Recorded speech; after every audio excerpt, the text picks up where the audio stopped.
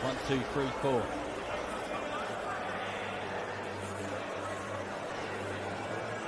1, 2, 3, 4, 5, 6, 7, 8.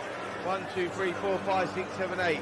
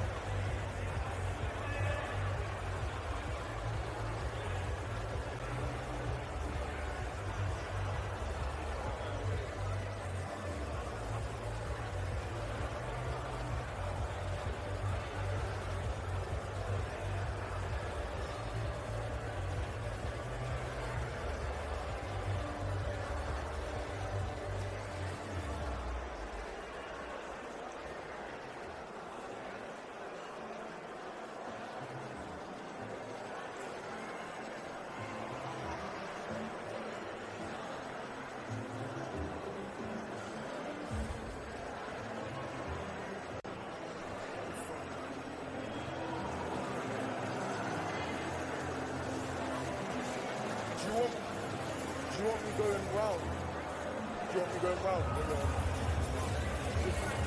Just go straight to it.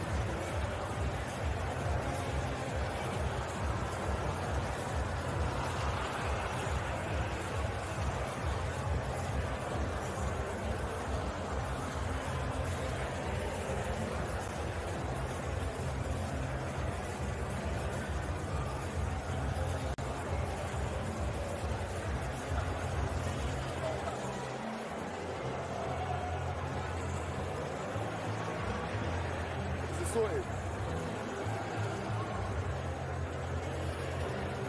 it sorted, Cal? Is it sorted? Is it sorted?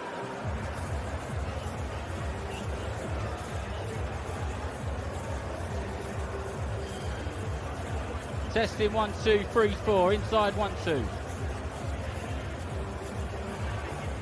1, 2, 1, 2, 3, 4.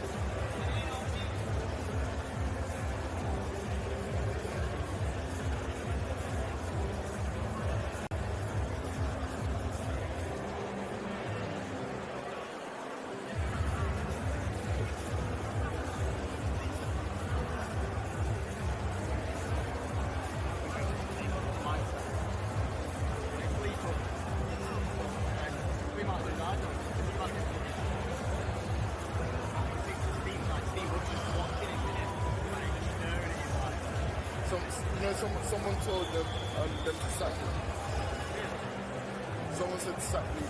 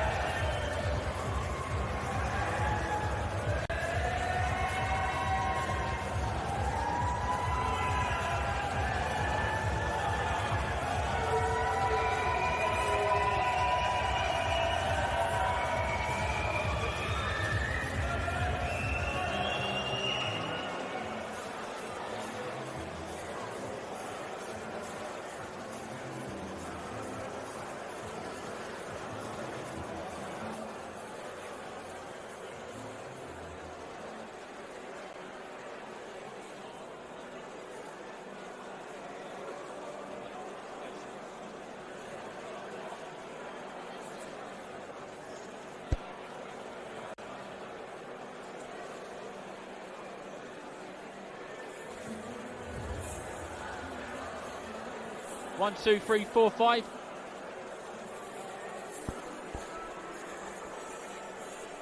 1, 2, 1, 2, 3, 4, 5, 6, 7, 8, 9. So I could.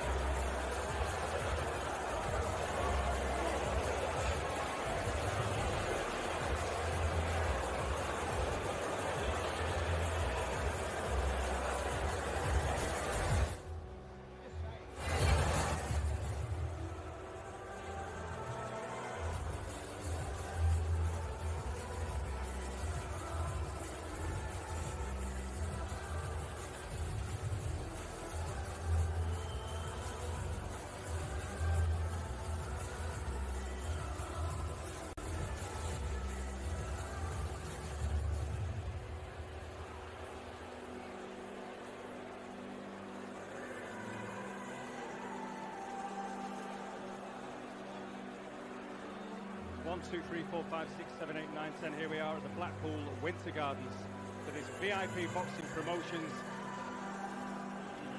1, 2, 1, 2, 1, 2, 1, 2. Special of Blackpool Winter Gardens. VIP Promotions puts on the 7th fight card. And we are expecting fireworks in the gardens.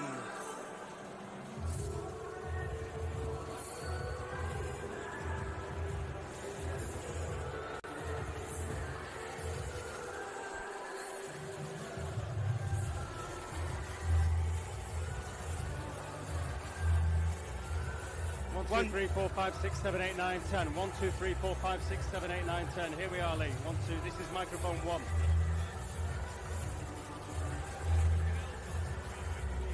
One, two.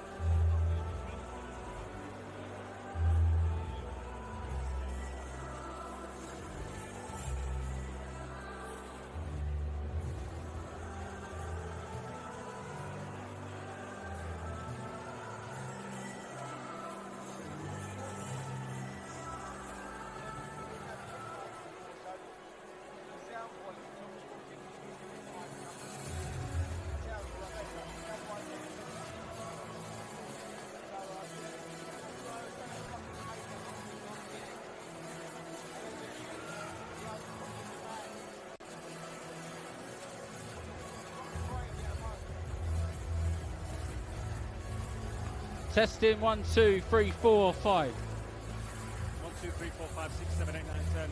Here we are, the Winter Gardens in Blackpool. Spencer Oliver, 1, 2, 3, 4, 5, 6, 7, 8, 9, 10. Show 1, 2, 3, 4, 5, 6, 7, 8. Here we are now, whether it's the... Here we go, it's Steve Reed, the MC.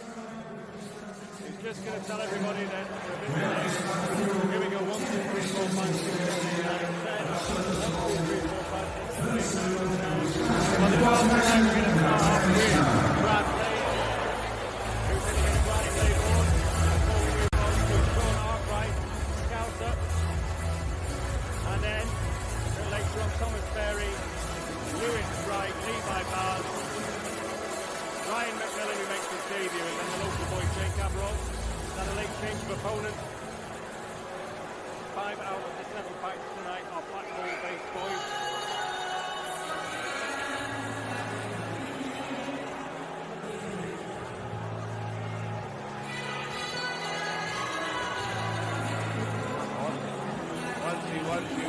One, two.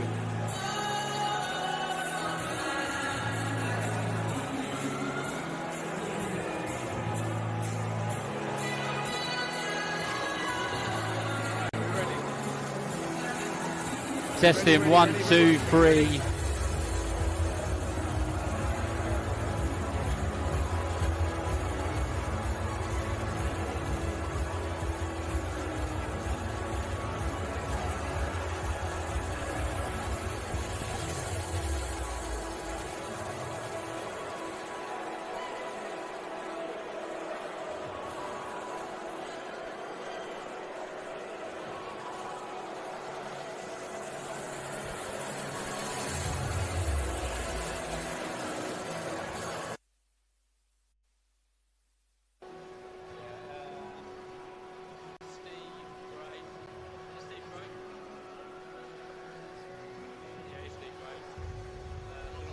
Who's the one on the right?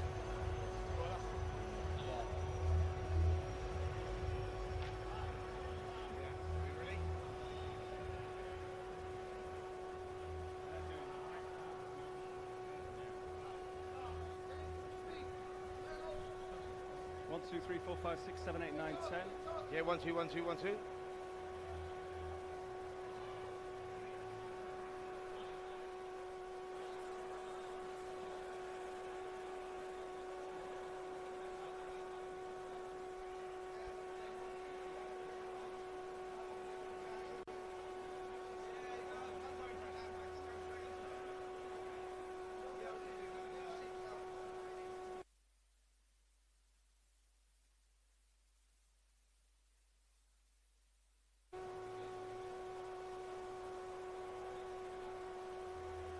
Yo, testing, 1, 2, 3. Testing, 1, 2, 3. Testing, 1, 2, 3. Testing, 1, 2, 3. Testing, 1, 2, 3. Let's go. Try this.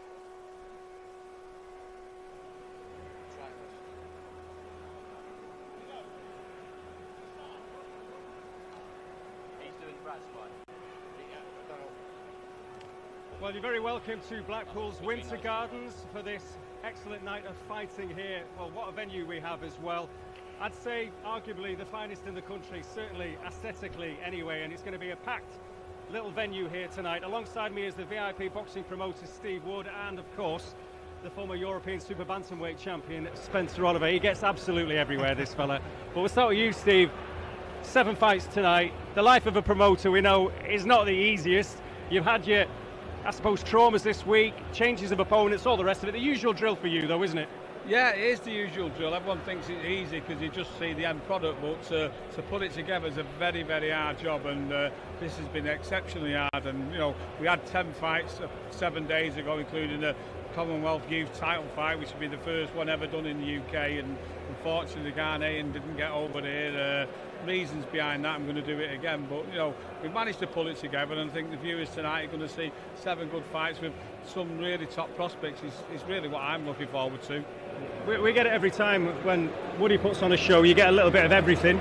You get some experience, you get a debutant, you get some of the novices coming through, and there's so many of the Blackpool-based kids as well. I mean, you know, Spence, obviously, you as a pro, I mean, as an amateur, you boxed everywhere. As a pro, London was your fortress. It's a chance for these lads here to make this their home tonight, isn't it? Absolutely. You know, I think that every promoter has their problems in build-ups to fights. Unfortunately for Steve, you know, he has had these fights that have fallen through, but we've still got a brilliant show here tonight. Seven fights on the bill, local kids. You know, it's all about grassroots stuff and building these kids in their area. Remember Brian Rose, the home of Brian Rose here, wasn't it? The Winter Gardens. What an exceptional venue we've got here as well. I mean, my brother boxed here in like 1989 in the NABC finals, and just, it's one of those sort of like venues that you look at and think, wow, so iconic, and the way that it's been kept, really there's an atmosphere in here already, and with these local kids that are boxing on here tonight, it's a big opportunity for them. Great crowd turned out as well, you know, and yeah, really looking forward to an eventful night. Now we want to get on with the action, and it is being streamed. You're very welcome, of course, if you're watching via the VIP boxing stream, of course, YouTube Talk Sports YouTube boxing channel as well, so a big audience, Steve, and good to see as well for kids like Jake Abrol, who tops the bill, a really exciting 21-year-old from Blackpool, and also the likes of Brad Ray, who's going to open the show imminently. And again, now we see Brad on the big shows, and he's just had a couple now with you on these kind of shows as well, and you want to push him right back up there again, don't you? Yeah, I mean, to be fair, he shouldn't really be on these shows. He should be fighting on the Sky TV shows, and unfortunately, even though we've done a deal with Sky, a 2-fight deal, he was going to fight Mark Effer and then he was going to fight Callum Simpson for the British title. They've just not had the dates to do it. So rather than keep him in the gym not fighting, we're keeping him active, and I think you've seen him improve in the last few fights, and he's going to be ready when he does go back on the TV show. Unfortunately tonight again, we're struggling to match him. He's had 2 quick knockouts. Nobody wants a piece of him, but we've had to put him up 2 to 3 weights tonight, fighting a cruiserweight. But he's out there, and I think you're going to see again tonight another great display from him. Steve, can I just say quickly on that with Brad Ray there, like you've kept him active, which is so important for a fighter. That inactivity really does play a part in their performances moving forward. You go back 4 fights, he lost a tight fight to Tyler Denny. Look where Tyler Denny is now. You've done a great job of keeping Brad Ray active, which is so important. Yeah, and I think you've hit the neck of the woods. So it is hard. It's hard for him to sell tickets when he's on the small shows. They've been used to watch him on the big shows. We've got to invest a bit more money to get the opponents because they don't want to fight him. But in the long run, it's going to benefit him, because I think when he gets back on the big scene, he'll be more than ready. Whereas if you have 12, 18 months out, which a lot of people do, you come back and you're not ready. I've even seen it in Josh Waddington's career where he's been kept on the shelf and then he's not performed as well as he would. He's obviously done really well in Admiral, but if he'd have had a fight in those 6 months in between the 12 months gap, I think he'd have won those world titles. And I'm learning my lesson as you go along. You're always learning in this job. Well, I think the action is about to get underway, so without further ado, we'll talk about your outfit a bit later on, Steve, but we're going to get on with the action. So let's cross for the first time this evening to our MC for the night, Mr. Steve Reed.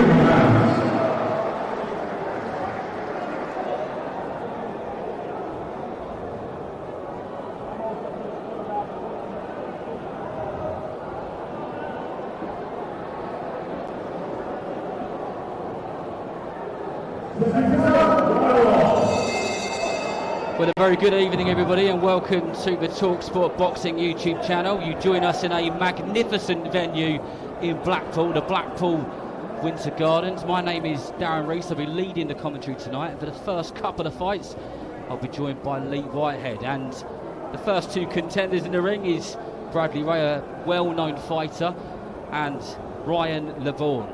You might have seen Brad fighting at a lot lower weights, including when he fought Tyler Denny for the British middleweight title, which was his only loss, and you're thinking, why on earth is he fighting up at this weight? And it's because he can't really get an opponent, couldn't get an opponent at short notice. But here he is, Lee, looking incredibly relaxed and back to business.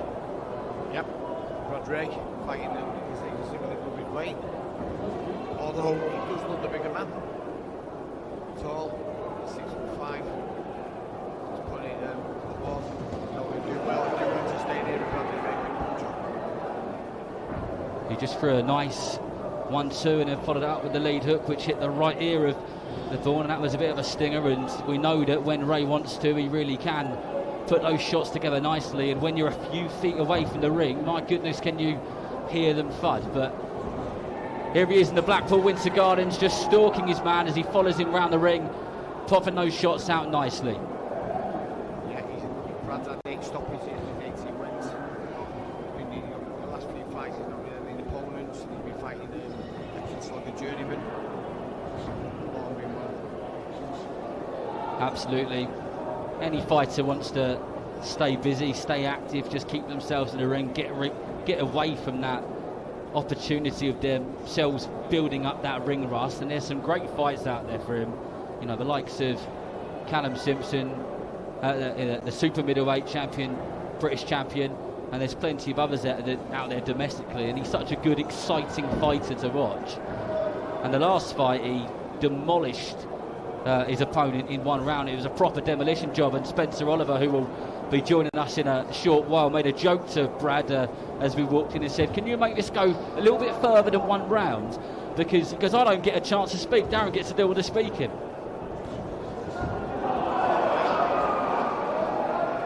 First, maybe Brad listened to him, but just up the ante a little bit. Good shots, 1 second on gloves though. Has he got to be careful there? I know he's clearly looking the more skilled fighter here, but they were good body shots, as I just said that. But because he's fighting a bigger, heavier opponent, someone he may not have sparred with or whatever else. In fact, that's probably wrong, because I know he spars with the likes of Lewis Wright in the gym, but you know, hasn't been in a competitive match at this kind of weight before, has he? No. I think he banged on that, yeah. He's a big lad, and I don't think Labourn has got the skills of Lewis Wright. The one thing which seems to be causing Labourn problems in the opening round here is Brad's speed. The way that he just chucks that 1-2 out and then he whips a shot into the body, and Labourn just can't defend that, can he? He's just not quick enough. The reflexes aren't there. He's catching him under his elbows almost every time. Commentating fantastic. He's ready as it is. Bradley Ray's far too good for him. We just he's on first today. And as you said before, he's looking for build-ups. That's like the celebrate start again.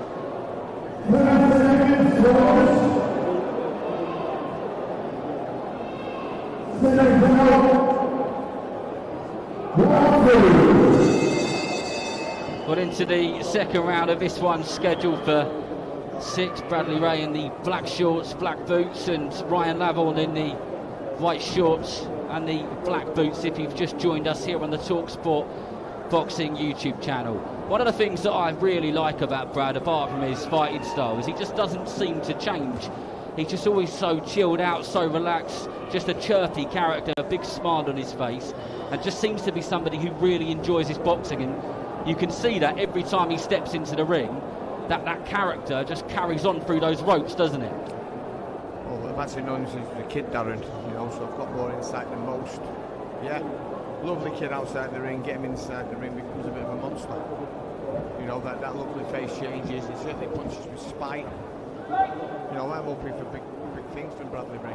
He's had a little step back. Lovely body. That was a beautiful right uppercut which landed under the left elbow of Ryan Labourn, and he really felt that one, and you could see him wince from just a few feet away, and he's done well to get to his feet there. And Ray will now smell blood, and there's quite a long time left in this round, and I'm pretty sure he's going to put his foot on the gas, and then down he goes again. This time it was a lead hook under the right elbow, and those ones hurt. They take the wind out of you, and the fact that he's got up for a second time is credit to him. Yeah, totally agree, Darren. 2 lovely body shots there from Ray. As you said, and the towels come in. It was just all too much for Ryan Labourn. Those body shots were just unforgiving every single time. They might not look like he's putting too much into them, but they're perfectly well performed. The way that he just shifts his weight on his foot, digs his toes into the canvas, and just really shoves everything that he's got through that left glove of his. No wonder they're putting people down. Yeah, the biomechanics were perfect, and you know, if you heard it out there, it was a lovely sounding shot. We're close enough to hear a lovely sound like that. A big hand hit him in the belly. So there will be plenty of people who will be thinking, you know, what did Brad get out of that fight? What was the point in that? You know, that only went a couple of rounds. He knocked his man down, but these rounds in building up to a camp and all the other things that go with it, they're important, aren't they, Lee? Certainly, yeah. You've got to keep the guy busy. You've got to keep the boxer busy. You know, if he doesn't fight, you know, the ring craft has gone. You know, you're out source, all right, sparring, but there's nothing like the real thing, Darren. Absolutely. The amount of times I've heard fighters talk about sparring, and when I sparred someone, and how sparring and actually competing is a completely different thing. But good performance from Brad Ray. Now let's get the official time of the stoppage from our MC, Mr. Steve Reed.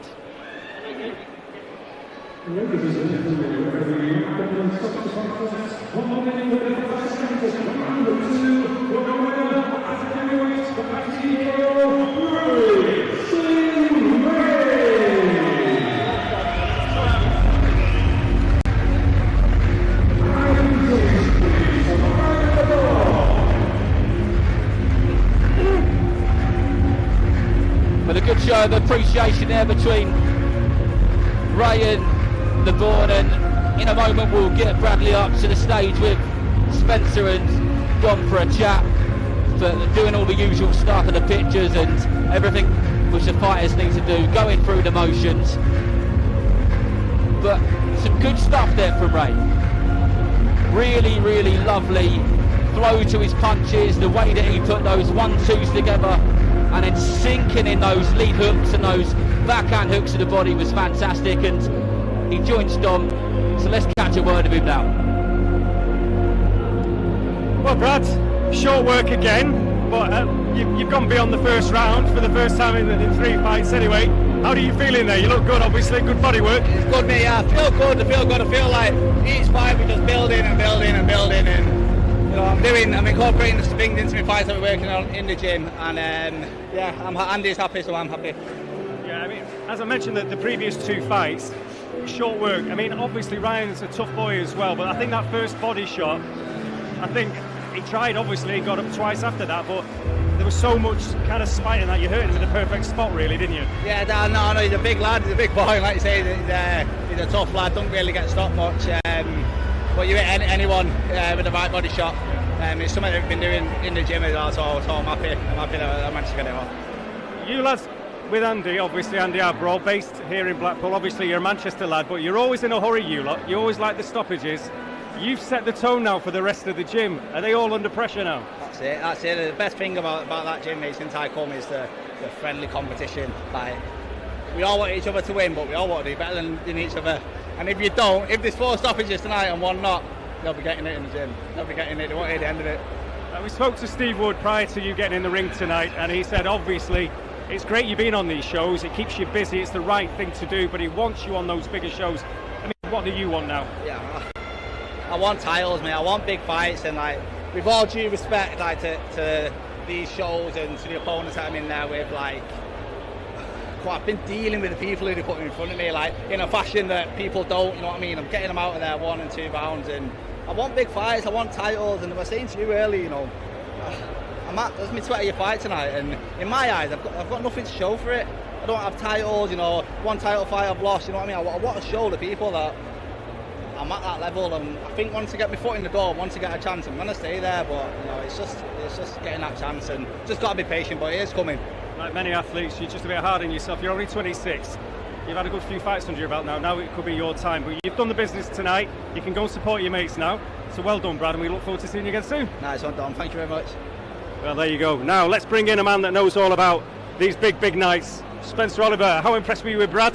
Listen, yeah, very impressed. You know, he had to box out of his weight class, which is always difficult. And you go into those fights sort of like, you know, where it's difficult to keep yourself motivated for those fights. You know, I heard Brad saying there, you know, that he wants the title fights. You look where Tyler Denny's at now, you know, move on 4 fights, where he is right now. He's boxing on these shows, waiting for that opportunity. Tyler Denny's got the opportunity. Big, you know, Riyadh season card at Wembley Stadium, chief support. You go, he must be frustrated looking at that, you know. So boxing, there's a lot of luck involved in boxing as well, and it is about, you know, sometimes you can be the chairman of the who needs him, who wants him club. Brad seems to fall there because he's a very good fighter. Look what he done there to a cruiserweight effectively. He's 2 or 3 weight divisions above where he should be, and he got the job done, and he done it in style. Forget the kid's record or what he's all about. He's a survivor, and when they survive, they're very difficult to get rid of, get out of there. But he done it in fashion. Left hook to the body, right hook to the body, job done. Good performance. Thing is as well, again, he's in a hurry, as you would expect him to be. I mentioned there, just 26. Again, the Denny thing was a blow, but it could be a blessing in disguise, obviously, going forward. And again, you mentioned, look at the inspiration he can take from Tyler. He's going to fight a bit bigger now as well. He could even be a light heavy. He's a big lad. He's a big lad, obviously, for a middleweight, ridiculously big. So now, again, in that bigger weight category, you can imagine opportunities. And also, he will step in with anyone in the away corner as well, which makes a massive difference. Absolutely, Don. Like you say, you know, he was campaigning at middleweight. I think he goes super middle, possibly even light heavy now. Like you say, he's a very big kid. He's growing still, 26 years of age, still improving. He's not a finished article, and there are opportunities. It's all about opportunity. He's waiting for that opportunity, and when it comes, I'm sure we'll see something from Brad Ray, because the kid can fight. He's a great fighter. It's all about opportunity tonight, so let's get on with the action. Over to our MC again. Here's Steve Reed.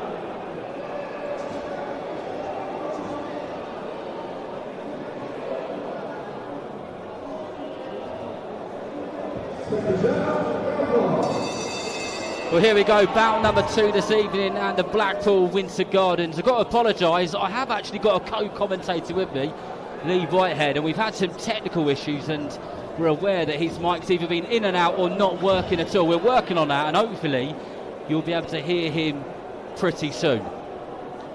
Hopefully, Darren, it's working. If you can't, don't worry, I'll keep you company as we go through this 6th-round bout between Sean Arkwright and Dimitri Atrokhau. Atrokhau from Belarus, 16 wins, 19 losses, 0 draws. He's only been stopped once, and that was all the way back in 2018, so he's a tough cookie. And Arkwright has got some good support in here, just like the Liverpudlian fighters always do. There's plenty of Scouse accents around the Blackpool Winter Gardens. Yeah, nice left up by Arkwright.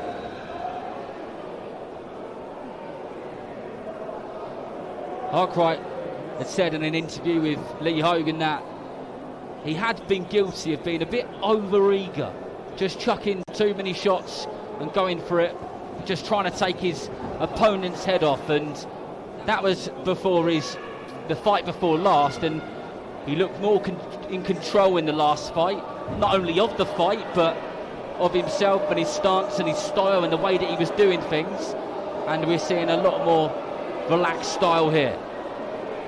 Yes, certainly, Darren. In his last fight, he fought Jake Abrol at Grand Central Hall. I was there, yeah, commentating it. He easily beat Abrol. That's him back, maybe a little, boxed well. Shot by Atrokhau.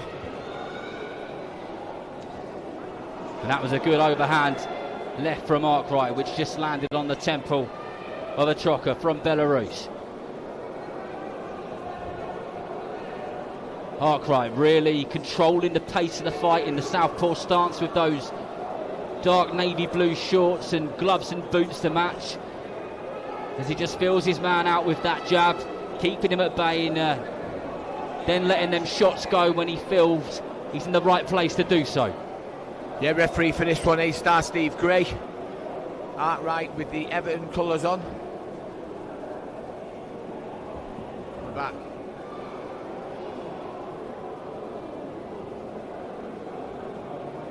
And I've got to say, this is the most relaxed I've seen Arkwright box, as even when his man is trying to tie him up on the ropes, he's very, very chilled out and just doing the right thing. But he did get caught there with a jab from the man from Belarus, and they're the shots that you've got to be careful of. And now both of them are throwing some good shots back at each other, and this is the sort of thing which can wake a fight up, is a shot like that, Lee. Yeah, nice little duel there. He's shot into life in the last 5 seconds, and we're back on. Sometimes these types of fights do need an injection of life, and sometimes what that means is someone being hurt or someone feeling a shot to their boots and thinking, cool, I better do something here. And I think that's probably what we saw there. No, by no means do I think that Arkwright was necessarily hurt or he was in danger, but it certainly woke him up and made him start to throw a few shots. If you were the coach in the corner, what sort of information would you be feeding him now? I know we're very, very early into the fight, but happy with what you've seen? Yeah, happy, but be careful.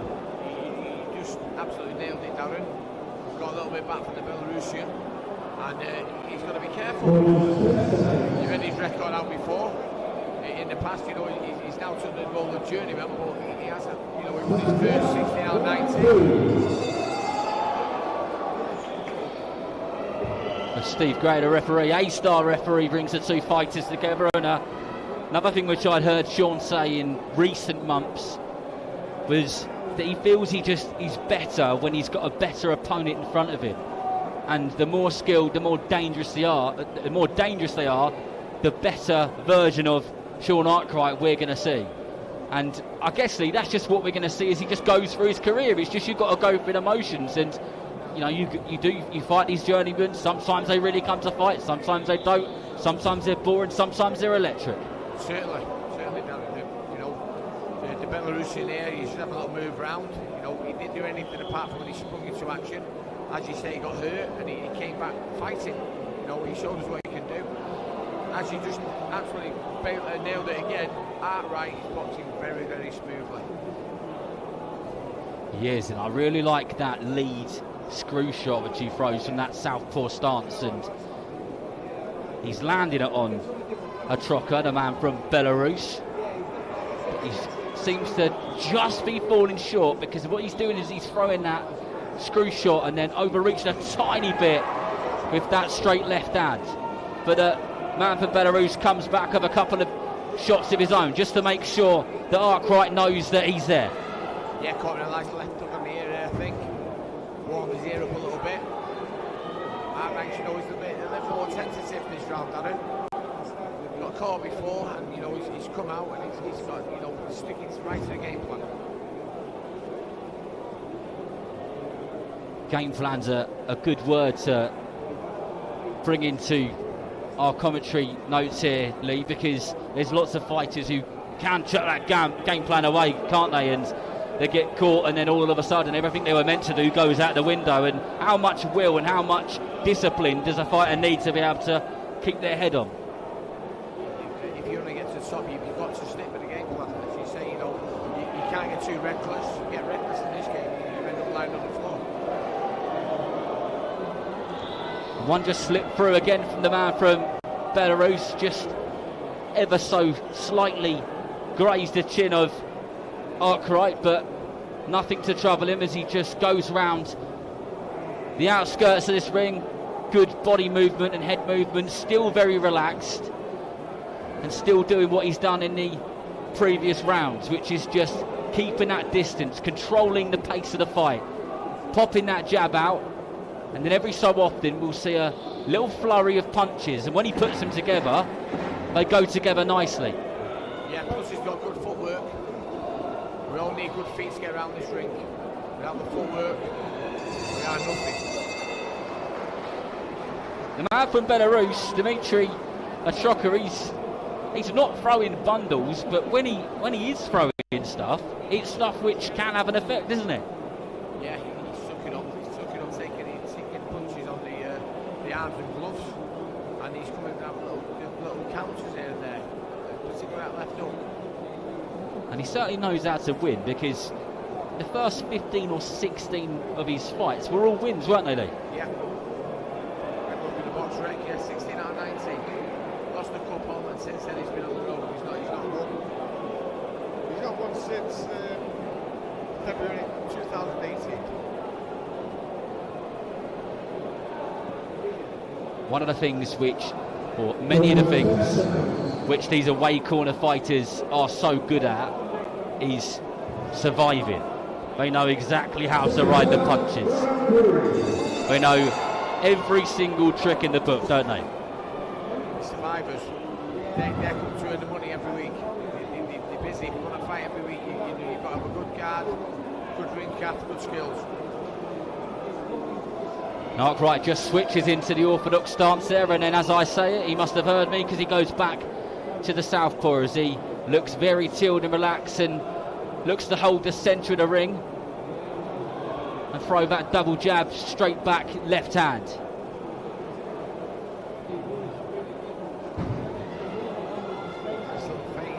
put some good shots together, showing some good skills, great ring craft.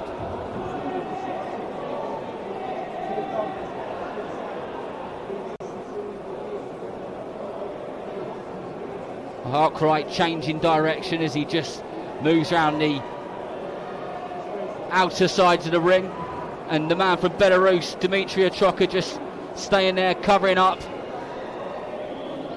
but not bundles coming towards him.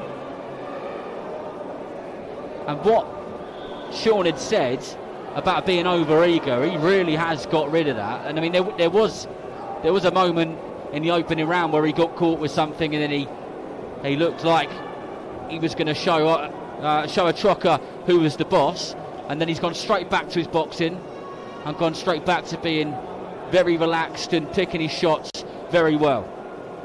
Yeah, certainly, Darren. He's mixing well between head and body, and his repertoire of shots is quite wide. You know, he's mixed up nicely, feinting, moving, slipping, changing direction, creating different angles. It's a good observation, is that, Lou? One of the things, or one of the many things which Sean Arkwright does very well, is he's always doing something, whether he's moving his head or he's moving his body or he's moving his feet or he's feinting. He's constantly doing something, but he did just get caught there with a left hook from the man from Belarus, and that was just another timely reminder that he has got a live opponent in front of him, and he's got one who will throw shots back at him. Yeah, every now and again, the guy from the east catches him, just to let him know he's still. Steve Gray been pretty much redundant. Nice counter again there. Good, and we've all of a sudden got some action towards the end of this round, but the two become tangled up, and referee Steve Gray, who hasn't had to do much, pulls the fighters apart. I wonder, as a referee, what sort of fight you want to be reffing. What do you think? Because when there's nothing to do, is that great, or what do you think, Lee? Yeah, well, when there's nothing to do, you know, there's no infringements, they're not holding, and it must be pretty smooth for you. You know, it's good to watch. As a referee, you've got the best view in the place, and if you don't have to do anything, happy days. It's when you've got to keep stopping them, breaking them, selling them off, infringements, taking points off. It's got to be hard work, you know, and sometimes you have to disqualify them when it comes to infringement. Yeah, I wonder what goes through the minds of some referees, especially when you've got proper characters in the ring, like Derek Chisora, when he's done some of the things which he's done. But anyway, we're not here to talk about those people. We're here at the Blackpool Winter Gardens in the second contest of the evening. We've got 7 bouts in total. The place is filling up nicely, and as I said in the opening segment of the show, was the first few moments of Bradley Ray's fight, what a fantastic venue this is to box in.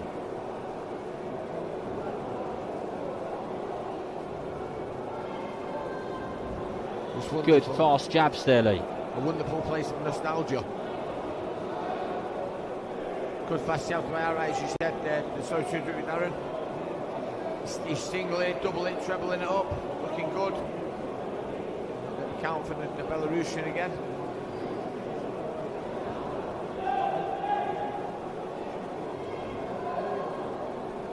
Battle of the jabs at the moment as the two of them just bounce around the centre of the ring, and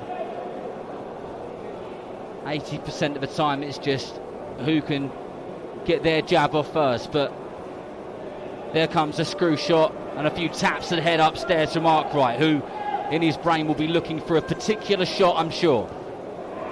And that was a heavy shot, even though it landed on the gloves. You could hear that one thud, and the crowd in here inside the Winter Gardens at Blackpool could hear and feel that one as well. Yeah, he stepped right in. step right and that's a little bit of power as you move forward. Lovely backhand over the top. Really good. Great backhand that was. It timed that nicely, and when I just said about those taps on the heads and just the battle of the jabs, just because, well, both of them, but more Arkwright is looking for a shot in particular, and that may well be the shot which he's been practicing and looking to land and going over and over again in sparring. We don't know, but when it gets through from a few feet away, trust me, I bet those ones hurt, because you can hear them and Atrokhau will feel them. Yeah, he's got a low jab, a bit Brendan English, comes from a low angle, difficult to defend. It's not a text, so you can't successfully defend those sort of jabs.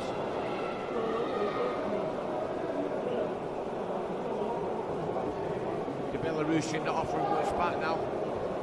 Right, I'm Kerry catching that, right. I was just about to say as well, Lee, that this has been probably the slowest round from Dimitri Atrokhau. He's thrown a lot more back in the previous rounds, but he just seems to be kind of tucking up and soaking up the shots as Arkwright chucks him in. Yeah, he seems to be, just fitting the role of the journeyman now. He's just doing it up, he's having to move around, he's looking to get his money. He's not trying to throw much back. Arkwright pretty much having his own way.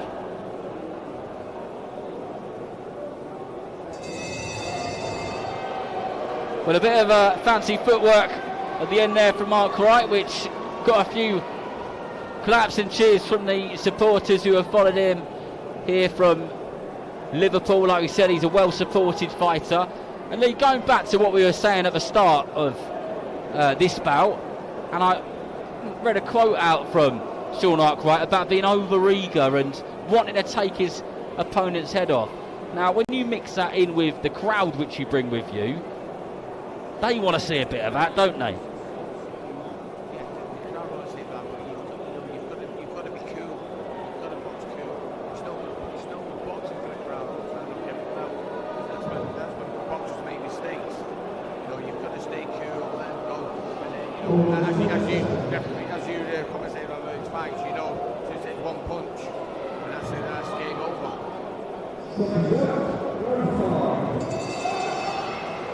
Yeah, it's all about getting that balance right, of making sure that you're doing enough to win the rounds and, of course, win the fight, but also being entertaining enough and bringing enough action that people are enjoying the entertainment which you're putting on. But here we go, starting this round in the same way that the previous round ended, with the Belarusian Dimitri Atrokhau in the centre of the ring and Sean Arkwright just moving around with that good body movement, popping that jab out. Yeah. Arkwright having much his own way, just switching again. Atrokhau not offering much back now, it's just, Arkwright looks by far the bigger man, Darren. It's in great shape. He does, he looks a couple of weight divisions up. Yeah, I look back over Belarusian's fights, he campaigned at heavyweight.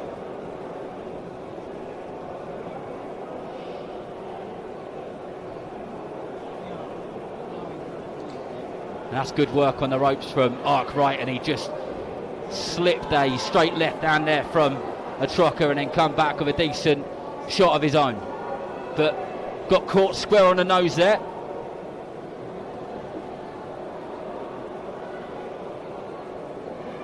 I'm starting to see a slight bit of urgency, or a little bit more of a step on the pedal from Arkwright.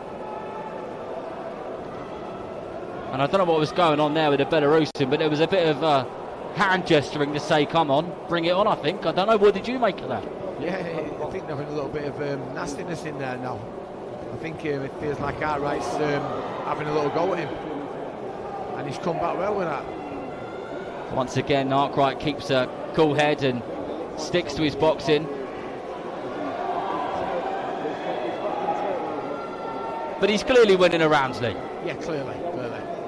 Won every round so far on my card. Yours, Darren? Comfortably winning every single round. And a good 90% of each round as well. Yes, you know, there's only very small pockets or very short, brief moments where you could start to score it to the man from Belarus. It looks to me as though Atrokhau he's not come to win. He just resigned himself to be the journeyman. He's just having a little go if he gets hurt to let Arkwright know he's there. I don't think he's come with any great plan to win, do you?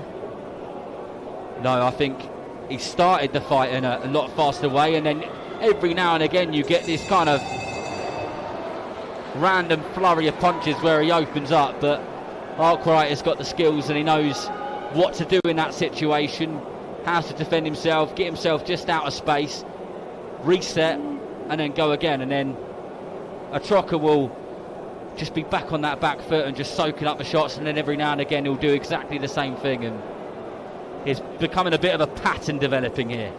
Yes, certainly. He's got him 5 rounds up. Arkwright 5 rounds up against the 6th and final round. He'll be pleased to, if it goes the distance, to get the 6 rounds in. They'll all be valuable. Each round is a round that him and his team can sit down and watch back and pick up on the things they did well and the things they didn't do well, or the things to improve on.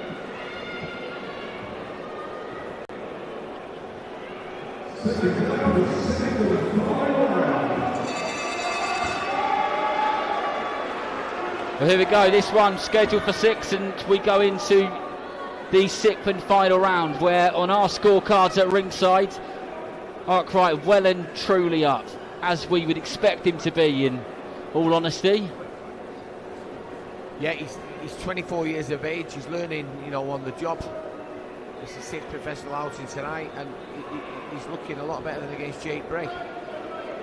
As you've said before, Darren, yeah, he's picking the shots, boxing very smoothly, he's showing, good skills, good combinations. One of the other things which he's good at, Lee, what I've noticed is he's good at just getting the correct distance away, and then he'll just throw a shot from a random angle. Like, he just threw a jab from like almost his waist, and it just comes up, and I think that catches Atrokhau off guard almost every time. But there was a big swing and a miss there. And the man for Belarus saw that one coming. When you throw from unorthodox angles, it's not like a textbook. There's not a specific jab, a specific defence to do against it. You just could be on your guard. That was what the Brendan Ingles camp had so much success. All the Nars and Ryan Rhodes, they all threw from funny angles. Very difficult to defend. Yeah, not textbook stuff, but Atrokhau did catch Arkwright there on the way that they come together, and the sweat bounced off of Arkwright's head and glimmered in the brightness of the light, so we know that he was caught with one. But it hasn't unsettled him. He's back to doing what he's been doing in the 5 previous rounds, nice and relaxed as he just moves round in that southpaw stance, popping that jab out, moving left and right, keeping the man from Belarus thinking. Yeah, just popping and moving. Nice shots. That popping and moving, that's just the kind of sort of stuff that you see, isn't it, when they're on the pads in the gym or in the bag. It's just ingrained into fighters, isn't it? Yeah, they're putting the theory into practice. If you score a point and move, you 1-0 up. Score another point, you're 2-0 up. If you avoid getting it, you're staying in front. He's moving nicely now. He clearly knows he's won the fight. He's going to do nothing stupid. But boxing quite nicely. Good defence too. Oh, he did get caught there by a lead right hook, and the man from Belarus just slips as he throws a lead hook. It most certainly wasn't a knockdown. I don't know if the crowd felt that from their angle it was, but that is the sound of the final bell, and we're extremely confident, like you will be at home, that Arkwright will move to 6-0. Yeah, we've got that 60-54. Good performance, Darren. A well-disciplined performance. A really, really well-disciplined performance, which, me saying it makes it sound so easy to just stay disciplined and stick to the game plan. And with my job of sitting here watching hundreds and hundreds and hundreds of fights, thousands of fights, you see people lose their cool and go a different direction, and you see the corners getting the right ump, which is understandable. But Arkwright's, I'm pretty sure he's done exactly what his team expected him to do, and that will pay off. Totally agree. Couldn't have put it any better myself, Darren. Absolutely nailed it. Yeah. A great report for Boxing News. Well, let's get the official decision from our MC, Mr. Steve Reed.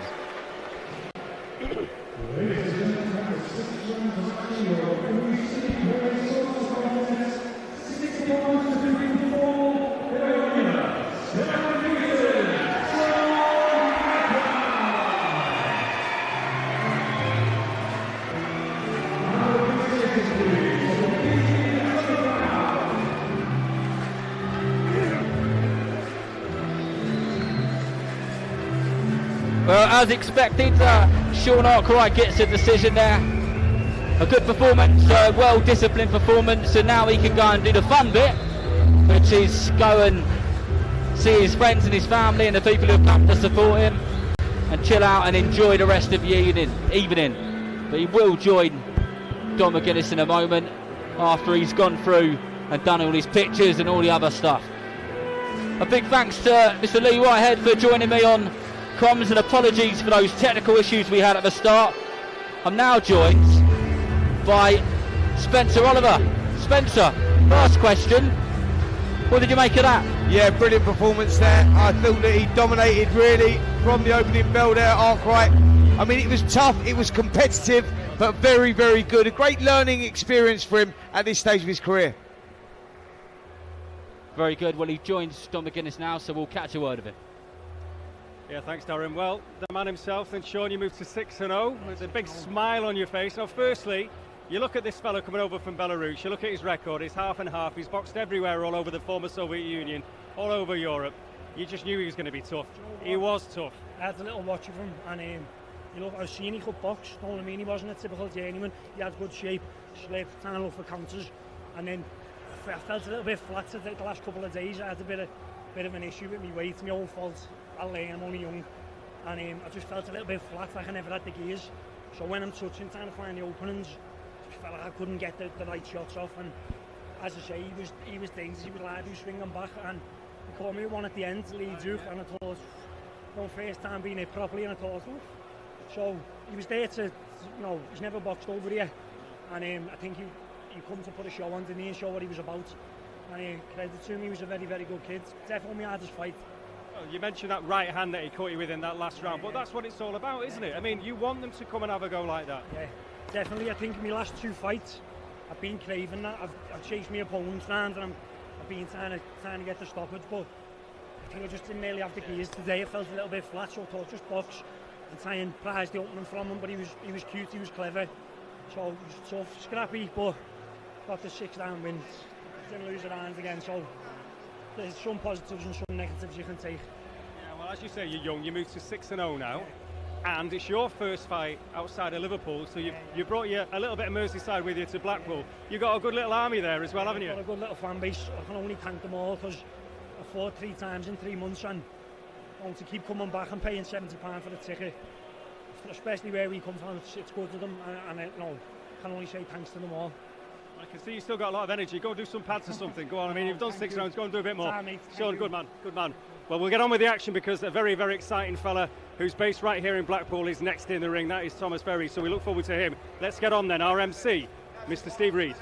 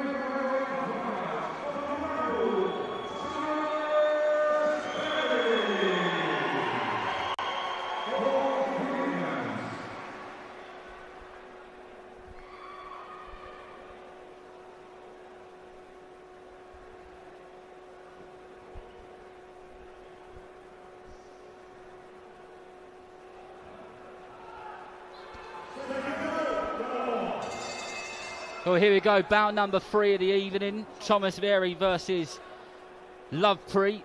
Varey in the pink and white shorts with the white boots and the pink and black gloves. Lovepreet from India in the black and orange shorts with the black boots, and Varey, Spencer, straight on the front foot, establishing that jab in the early part of this round. Yep, good confident start here from Varey, taking centre of the ring, taking his time as well. Local lad, easy to get wrapped up in the occasion.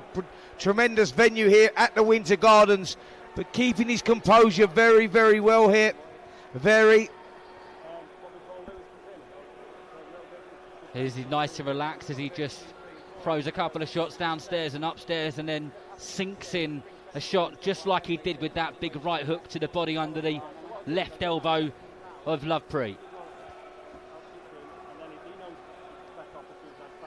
Yeah, very nice and fast with that head movement and that body movement. Yep, just trying to create the openings here. Varey taking his time, trying to set those traps. A lot of head movement, carrying that left hand down low, just trying to draw his opponent in. Lovepreet with a good start to his professional career, winning his first 5 fights at home as soon as he come here to England, lost his next 4, so looking to pick up his first victory on UK soil here. But lovely combination there from Varey, started with that uppercut, drove the shots in very well as well. Good, confident start this from Varey. Very good, and as he just finished that, Spencer, he throws a decent right hand to the temple of Lovepreet, and those shots are pretty unforgiving. But what I'm liking about what Varey's doing is he'll throw that and then he doesn't get carried away. Then he's back to his box and he's back relaxed. He's holding the centre of that ring and popping that jab out. And one of the things which he'd said in a recent interview was he felt that he's only 19 years old, but he really feels like he's starting to sit down on his shots now. And you can tell that from a few feet away, can't you? You certainly can. Lovepreet under a lot of pressure here in the opening round. Left hook goes in from Varey as well.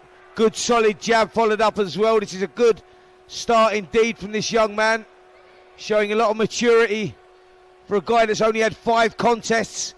Again, looking for those openings. You see him slipping from side to side. Lets the combination go, and Lovepreet in a bit of trouble there. Right hand landed.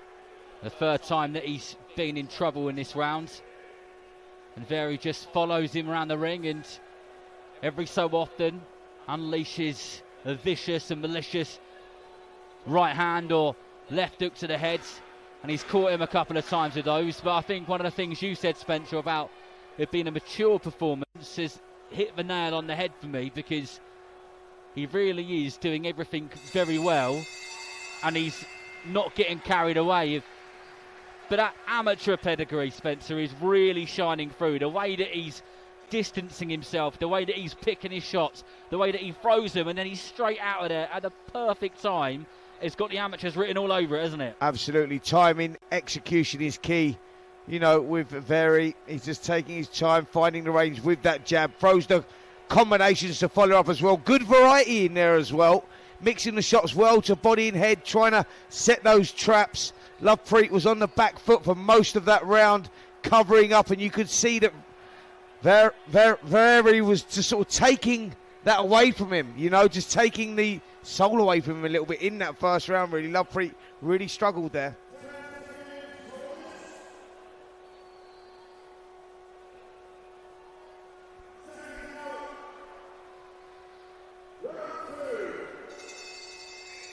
Well, round 2, let's see what sort of pace Varey kicks things off with. And he starts this round in a way that he started the last one, with establishing that jab and keeping a firm eye on his opponent at all times. He says that his sparring is always good because he trains with Andy Abrol at the Sharp Style Gym in Blackpool, and that is a place which is oozing talent. There's just sparring galore, and there's people at all levels and really talented people. And when you fight and you spar and you train with talented people, it just brings you on quicker, doesn't it? Listen, success breeds success. That is a fact. This is a young man here, Thomas Varey, looking to progress in his career. Good amateur career, 5-0 now as a professional, and started this one, his 6th contest, very, very well. Showing a great boxing IQ in there at the moment, just taking his time, picking his shots well, goes to the right hand to the body, turns that over the top as well. Impressive stuff there again from Varey. Uppercut just misses, and the right hand goes in as well. The body shots are the shots which are really hurting Lovepreet. There was a shot which Varey threw a few moments ago, and the whole crowd went, ooh, because it was one of those, and you could really hear it sting.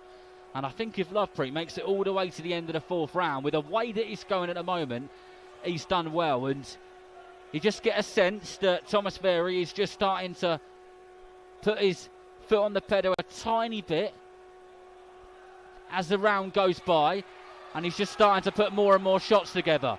And as he does that, Lovepreet looks like he's in more and more trouble. Yep, accumulation of punches again there. Big right hand lands from Varey, and you just feel that Lovepreet is just starting to come apart a little bit here. Left hook blocked to the body there from Lovepreet, but Varey in complete control. Leads off with a right uppercut as well. Nice stuff, and you can just see now him oozing confidence in there, sizing him up with that jab, getting the distance. Right hand goes in as well. Good stuff there from Varey. Varey has made sure that Lovepreet has run out of ideas early doors in this 4-round fight, and he looked like he was almost on his way down then as those two straight shots sunk in. Even though they both hit the gloves, they went through to his boots. And that was a good right hand which just felt short. Well, Lovepreet just felt that one. You just see him rocking on the back of his heels there as that right hand landed. Varey now pushing forward again. Combinations, just looking to slowly, systematically break him up here.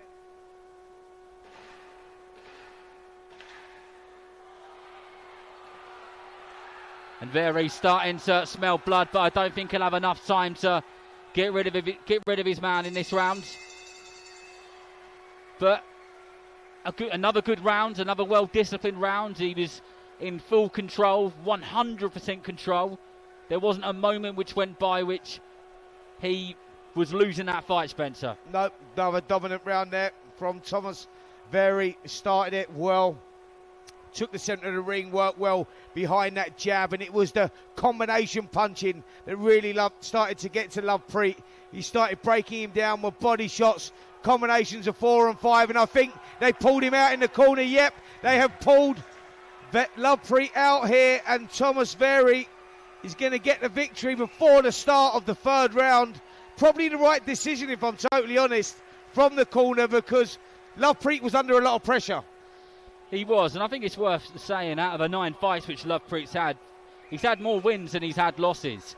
And he just wasn't winning a moment of either of those rounds. He was getting caught with so many shots, and those body shots were really, really fierce, and they would have hurt. And I think that's exactly the right thing that the corner have done there, because we hear it all the time, don't we, Spence, that it's one thing having a brave fighter, but what's more dangerous than a brave fighter is a brave corner, isn't it? Absolutely good corner work there, because I think Lovepreet recognised that he was out of his depth. Thomas Varey is a good fighter on his way up, developing very, very well. And as those rounds were wearing on, you could see him growing in confidence, oozing confidence, started setting the traps, and Lovepreet had no answer for that. So right decision there by the corner on pulling him out.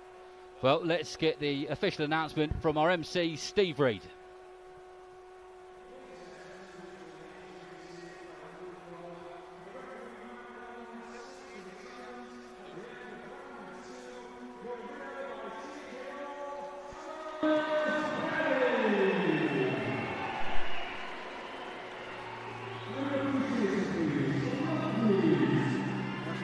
Well, lots of support here for Thomas Varey, and they would have loved every moment of that and enjoyed watching it and being with him on every step of his career, because you never know where these careers will go, and we hope that they'll go all the way. And a fighter as talented as Thomas Varey, he's got the ability to do so. But he joins Don McGuinnes now, so we'll catch a word of him. Well, Thomas, congratulations. That was an excellent stoppage. You moved to 6-0 now, but 2 inside the distance now. Again, this kid here, Lovepreet, he came with a good record as well. Talk us through that. Yeah, he came with a winning record. Obviously, he was national champion of India or whatever. I knew he wasn't going to be a pushover. So I had to like assert dominance from the start type thing, and turns out it worked. It was just a bit too much for me. Retired in his corner. I think obviously had there been any more time in the second round anyway, at the end of that, the way you caught him at the end, it would have been over anyway. So I think the corner was right to pull him out. Would you agree with that? Yeah, I'd agree. Yeah, I caught him just like last 30 seconds of the whatever it was, the second, and just couldn't clip him with that last finishing shot. Just got saved by the bell, but oh well, it is what it is. It's another stoppage. Now, I spoke to Brad after his fight. He got a second round stoppage. Your opponent's retired after the second round. He said there's pressure on all you boys in Andy Abrol's sharp style gym, that you've got to get the job done, and you're all in competition all the time. You're now putting pressure on the rest still to come, because you've still got 3 more of your mates to fight tonight. So, yeah, big lose on next, the heavyweight. So he's got a bit of pressure now. I know Brad got the ball rolling. I had to follow up, get the job done. So it's all on Lou now, the next up. Just tell us, you wear the initials F and V on the back of your shorts. You wear the pink colours. Tell us a little bit about that. Yeah, FV, it's my cousin Frank, who died about 3 years ago now. So he was probably the best boxer to come out of sharp style. I've trained with him all my life, and obviously it was sad what happened to him and stuff. So just do this just to keep his memory going. Well, you did a very good job, and you did that tonight, and onwards and upwards for you now. So well done tonight. Very, very good performance. We look forward to seeing your gym mates trying to better you and Brad tonight. Yeah, hopefully we can get the first round stoppages now. yeah, we'll see. Good man. You can go and get sorted out now. Thanks, Thomas. All the best. I'm going to bring in now Spencer Oliver. Again, Spencer, you've had a look now. We've seen a bit of everything already tonight. We've still got plenty more fights to come, of course, here at the magnificent Winter Gardens here in Blackpool. But Thomas Varey, new is an exciting talent. He's gone about the business against a fella that's come here with a winning record. How impressed were you? Yeah, listen, that was a great performance. I mean, this is a 19-year-old kid we're talking about, boxing in his hometown, and trust me when I say this, there's a lot of pressure on your shoulders for a young man of that age. I've done that myself, and you know, to not get carried away with the crowd and not to sort of like go with it, keep control, showed a lot of maturity in there, you know, working behind the jabs, setting the traps the way that he did. Was very, very impressed with that. We've got to remember, Dom, like I say, this kid has an immense talent, that is for sure. Great amateur pedigree, but it's easy to run away with it here. You're in a great setting, you know, for him growing up in Blackpool, Winter Gardens, this is the place. Do you know what I mean? This is the place. So to be actually boxing on a venue here, it's easy to run away with a crowd and whatnot, but kept his composure well. Yeah, he did. And what's interesting as well is this competition they've got in the Sharp Style gym here in Blackpool. Andy Abrol, the head coach, busy man tonight, 5 fighters out. Brad Ray, who of course we saw in action, opened the show tonight, and Thomas Varey, they've both now got early knockouts. The pressure's really on the big heavyweight that we're going to see next, Wright. And it's heavyweight season, Spencer. It really is. I mean, obviously we're here in Blackpool tonight, and we're going to see, and this is what's so good about these shows, we see the guys coming through, the young fellas that we're going to see on the big shows in a few years' time. But of course, there's so much action to come, isn't there, the big heavyweights? Absolutely. Listen, this is the grassroots. This is where it all starts. I remember a kid, actually, a big heavyweight from here, Matthews, who used to box from here many, many years ago. He boxed on the England course with me, and it was a big thing for him turning professional. Boxing's not been big here in Blackpool for a while. We had Brian Rose. Brian Rose was the most recent one, but big time boxing coming back here is important for the city, you know, and like you say, all these fighters on here, heavyweights at the moment with what's going on, Anthony Joshua, Daniel Dubois, September the 21st, Talk Sport, all over that, by the way, as well. But I mean, yeah, we've got the rights to that as well, so that's going to be massive. So the young heavyweights want to make an impression, and this kid is going to go out there and try and do that. He's in with an opponent, he's very durable, very tough, doesn't get stopped much, so it'll be interesting to see how he handles that and handles the occasion. You mentioned obviously Talk Sport all over the big heavyweight contests, and of course for people watching either on the VIP stream, you're very welcome, or the Talk Sport Boxing channel, of course, on YouTube. But just I want your little opinion, an early opinion if you like, on that big one, AJ Dubois, because you know everybody's talking about it. We love to see the young guys, as I say, coming through, but that's going to be a massive focal point soon. How do you see it? Listen, what you got to respect with Daniel Dubois is obviously he's coming off those good wins against Jarrell Miller. Since the Alexander Usyk loss, Jarrell Miller and Filip Hrgovic last time out, they're confidence builders, they're confidence boosters. For me, Alexander Usyk was the moulding of Daniel Dubois, and what people do forget is this kid is 26, just turned 27. Happy birthday, Daniel Dubois. I know you're watching this show, I'm sure you're watching it. And yeah, he's just turned 27 years of age. He's up for it. He's young, he's hungry, and he's up for it. The momentum's with him. But Anthony Joshua is at a different level, was at a different level. And it's been a roller coaster for him. He's had his ups, he's had his downs, but that's character building on how you come back from that. And for me, Anthony Joshua, you know, teaming up with Ben Davison, the team he's got around him, Moses Itoma and all the other guys around him, I think is really good for his confidence, and his mindset is in the right place. Psychologically, he's good. He's going to be tough to beat, AJ. Heavyweight boxing, anything can happen. Daniel is heavy-handed, but you have to go for AJ. You have to go for AJ in that one. Momentum's with him, and he seems to be in the right place. And just as you touched upon him, because I just think he's an absolute superstar in the making. Moses Itoma, by the way. How good is he going to be? We had him in the studio, 10-0 now. What is he? 10-0, 8 KOs. Beat Marius Wack last time out. Any of you guys that have not heard of Moses Itoma, go on YouTube, check this kid out.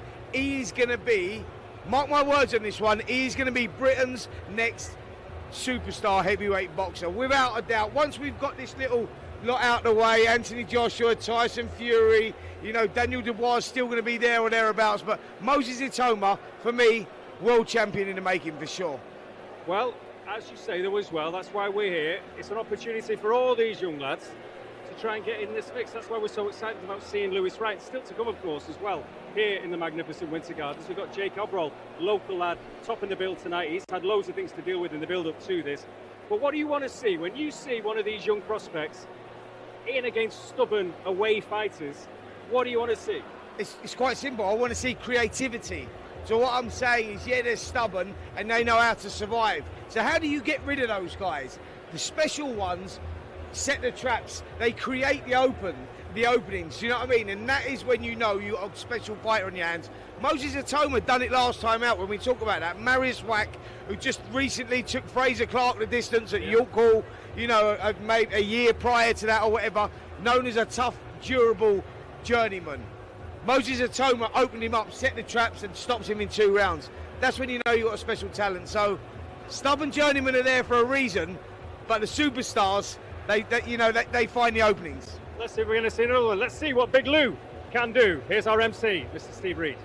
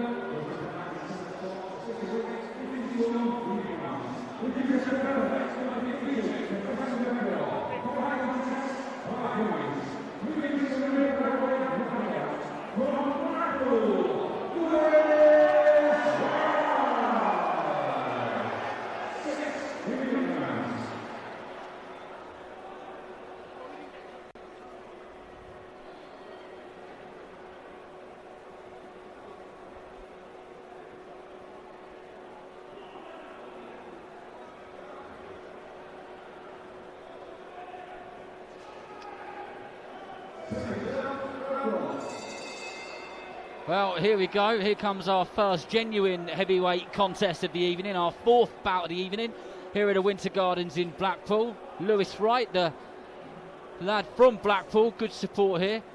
He stands at 6'6", Spencer. Yep, tall guy, very well built, isn't he? Did you see the ring walk there, by the way? Reminded me of a Mike Tyson sort of ring walk there. Comes in, black boots, black shorts, strolls straight into the ring. Looks like he wants to get down to business and takes the centre of the ring here. Working well behind that jab. And just trying to set up for that right hand, you feel. Yeah, no mucking about. Straight to business, and looks like he's got a good shape to him. Good form already. Doing the foundations well as he just tries to hold the centre of the ring there, as he just throws that jab and it tries to establish it. And with these heavyweights, those big straight right hands can come out of nowhere.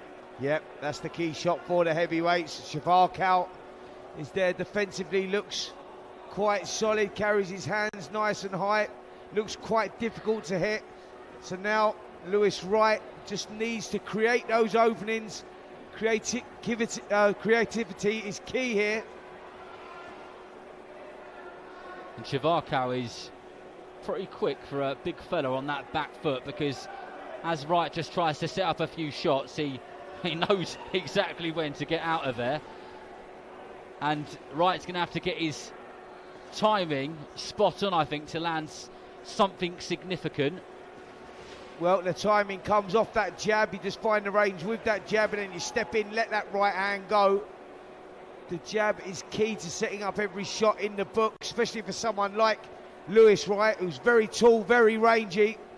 So just needs to use that height and reach to his advantages here. Keep it long, work the jab well. You don't want to get inside here with Chvarkou, because he will tie you up. He knows how to survive. He's been around a long time, been in with some good fighters, been the distance with some good fighters as well.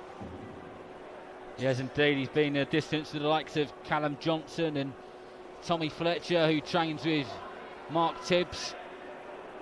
Two very good fighters, so we know that he can go the distance, he can do the rounds. We know that he can survive, but he just got caught with a right uppercut there on the right hand side of our commentary position, and he gave Lewis Wright a little bit of a nod to say, yep, you caught me with that one, fair enough.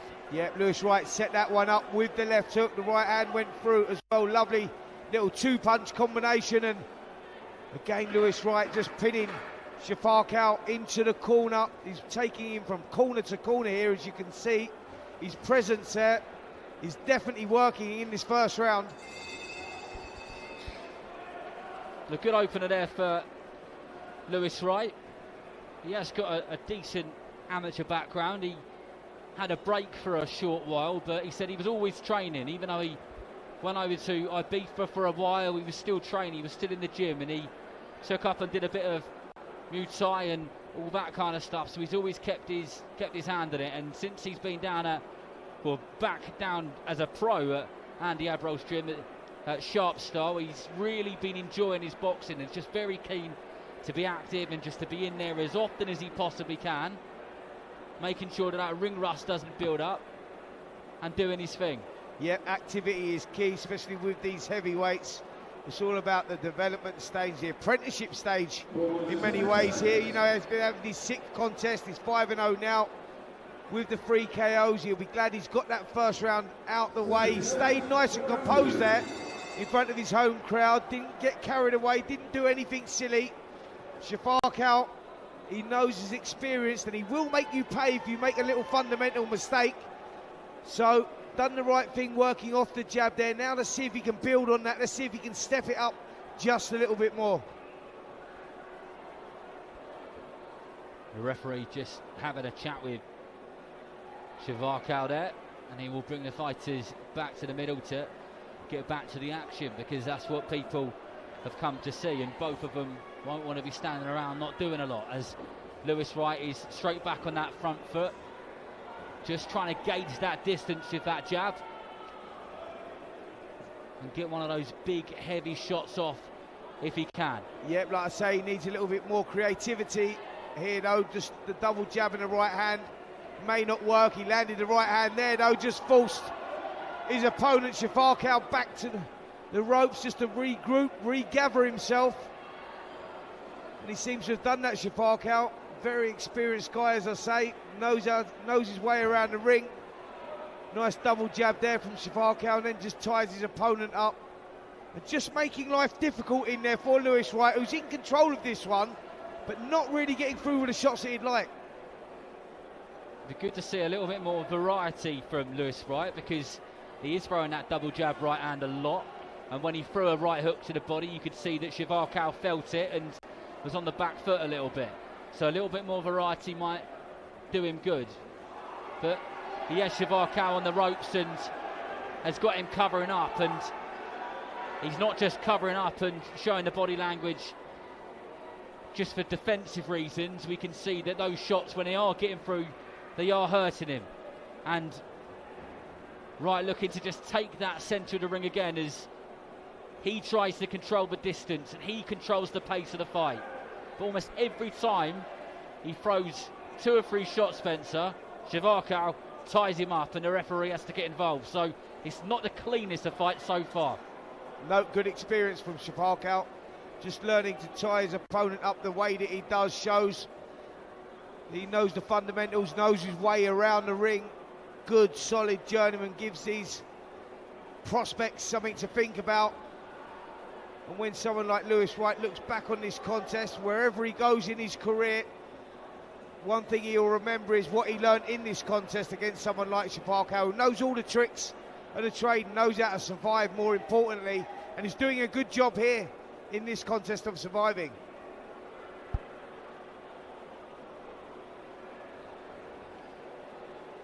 Wright just measuring his man up, throwing a couple of feints, trying to get Chvarkou to do the things that he needs him to do, to land them eye-catching shots, which are the shots which the referee will score him the round for. But saying that, he really is, on our scorecards at ringside, well and truly in full control. But Spencer, if you're Andy Abrol, you're in the corner, he comes back, what sort of advice and information are you going to give him, and what do you want to see a bit more of? Listen, I like I say, I want him to see him being a little bit more creative. I want to see him going through the gears a little bit. You know, like setting those traps, feinting the jabs downstairs, throwing that right hand, and then come again. Let's see something else. Let's see the left hook right hand again, then go again, phase 2. Because that's how you're going to get someone like Chvarkou out of there. The double jab cross is not going to work because he's closing his own space down, getting too close. Chvarkou is then tying him up. What he needs to do is hold his feet after he lands that jab, hold his feet, after that right hand comes, go again. Let's see an injection of pace. That's how you get rid of someone like Chvarkou.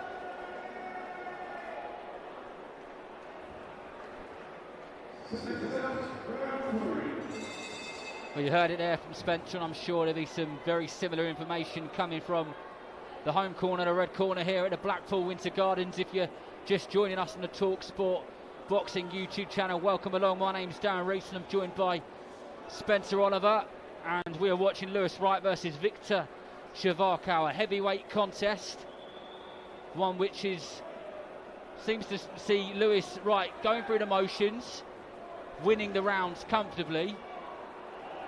But Spencer would be quite keen to see a little bit more variety from him and maybe a little bit more going through the gears. Yep, a little injection of pace now. This is a 6-round contest. We're now in that 3rd round, and you just want to see him now starting to turn the screw just a little bit. Yes, he's in complete control of the fight. Of course he is. He's dominating well behind the jab, landing those right hands. But I want to see something that makes me remember. I want to see something a little more eye-catching.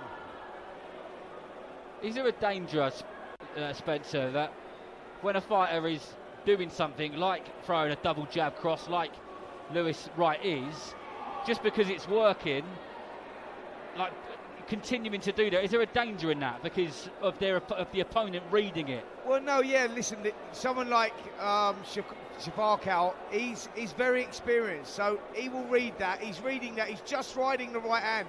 Watch when the double jab right goes. He just leans over to his own right side and takes the play away, takes the power away from that right hand. So that's how he's dealing with it right now. That's what I say. So now, feint the jab, throw the left hook, right hand, left hook.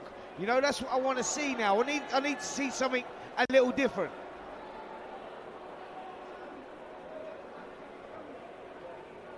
Well, right back to the centre of the ring and using that range and that 6'6" frame and those straight shots to keep his man at bay. But every time he does try something, lovely left hook gets went tied in there. up, but that was a good left hook. Yep, just sent the sweat spray in there from Chvarkou's head. That was what he needed, and now let's build on that. Again, the left hook, right hand goes in, right hand just round the side of the head there, though didn't quite land cleanly, but that's better stuff there from Lewis Wright. It seemed as soon as you said it, he did it. A bit of commentator's curse, but you've been calling for that left hook. He threw it, and it landed nicely, and it's just seeing those shots to follow up with. But that was a good right hand which got through and hit the face of Chvarkou, and Lewis Wright seems to be putting his foot on the pedal a tiny bit more. It's not bundles more, it's not loads more, but there's a little bit of a percentage increase, and the outcome is that he's getting through with more shots. Yep, that little percentage increase is more eye-catching, isn't it? Like you say, he just seems to turn the screw a little bit there in that last 45 seconds or so of that third round, and it was better. You know, he was showing a little bit more variety. He was throwing the jab, feinting the jab, coming with the hooks, right crosses, and even throwing the left uppercuts after as well, which is more impressive stuff now. I need to see him build on that now just a little bit more. Let's go on top of that last 30 seconds. He's in against a tough guy in Chvarkou here. You know, anyone that knows Callum Johnson will know that he was a very, very tough light heavyweight who retired for a little while, come back as a cruiserweight. Trust me, that kid's strong, and Chvarkou went 4 rounds with him, or survived the 4-round distance with him, lost on points. That tells you where Chvarkou's sat right now. He's a tough guy, stubborn guy to get rid of. So if Lewis Wright can do it inside the distance, he's going to be making a statement. And that's why I want to see him just doing a little bit more now.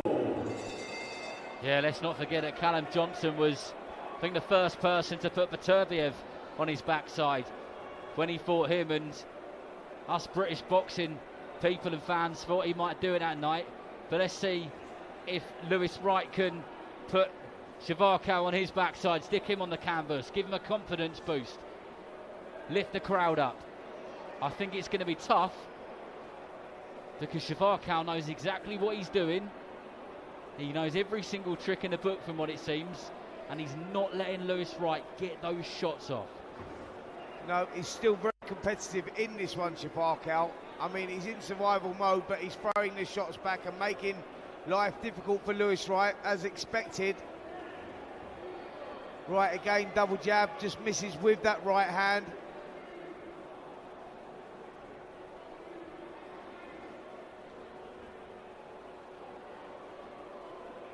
Right, just having a good look at Chvarkou as he just follows him around the ring.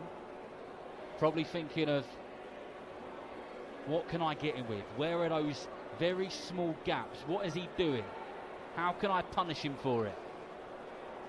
And he did catch him as he fell in there with a left hook. But once again, Chvarkou grabs hold of Wright, and the referee has had a bit of a busier fight than some of the previous fights this evening. There was a fight earlier which Steve Gray literally didn't have to do anything apart from hold the winner's hand up. Right, just falling short there. See what he was trying to do, set that trap with the jab and let the right hand go over the top. Didn't quite pay off that time. Lovely right uppercut on the inside as well there, and it just smothers his own work there. Right. Yep, Darren, you just sense that this one has 6 rounds written all over it.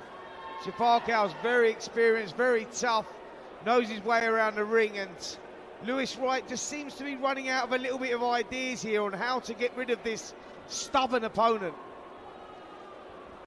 You're right, Spencer, and I guess this is the sort of fight that if it does go to full 6 rounds, that it's only after, when you watch it back, that you'll see those things that you maybe could have done a little bit better or could have done a little bit more of. And that's why these types of fights are valuable, because even when he is coming through and he's chucking a lot of energy into these shots, they're not as effective as they could be, and some of that is possibly to do with Wright, but a lot of it is to do with the movement and the way that Chvarkou is riding the shots.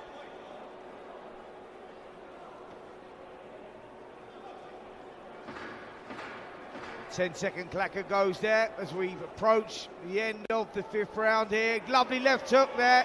That was a good shot that just forced Chvarkou back there. Best shot of the contest, I would say. Just as I was going to wrap the round up there, Darren, Lewis Wright does or gets what was needed there, and that was an injection of pace. Little short left hook that just sent the sweat spraying there from Chvarkou. It just came at the wrong time in the round, though, didn't it? Because if you land a shot like that as a fighter, and I'm speaking to you as a former fighter and a former European champion, you land that kind of shot 30 seconds into the round, you've got time to work on it, haven't you?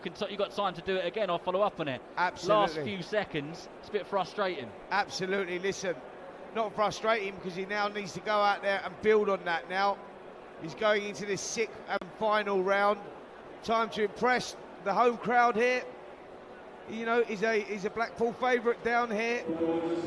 Now time to put on a little show for the fans in this fantastic arena. The Winter Gardens really is an historic building, and let's see if he can put on a historic performance, a historic round here. Let's hope so. One thing I've realised about being in Blackpool, my first time in Blackpool, is they are a lively bunch, aren't they? It's just a great city full of energy, isn't it? It certainly is, mate. I've got to tell you, walking down to this venue, our hotel's only, I don't know, 100 metres away, but walking down here is, all sorts going on out there. Very, very lively, and we've got a good crowd in here this evening as well.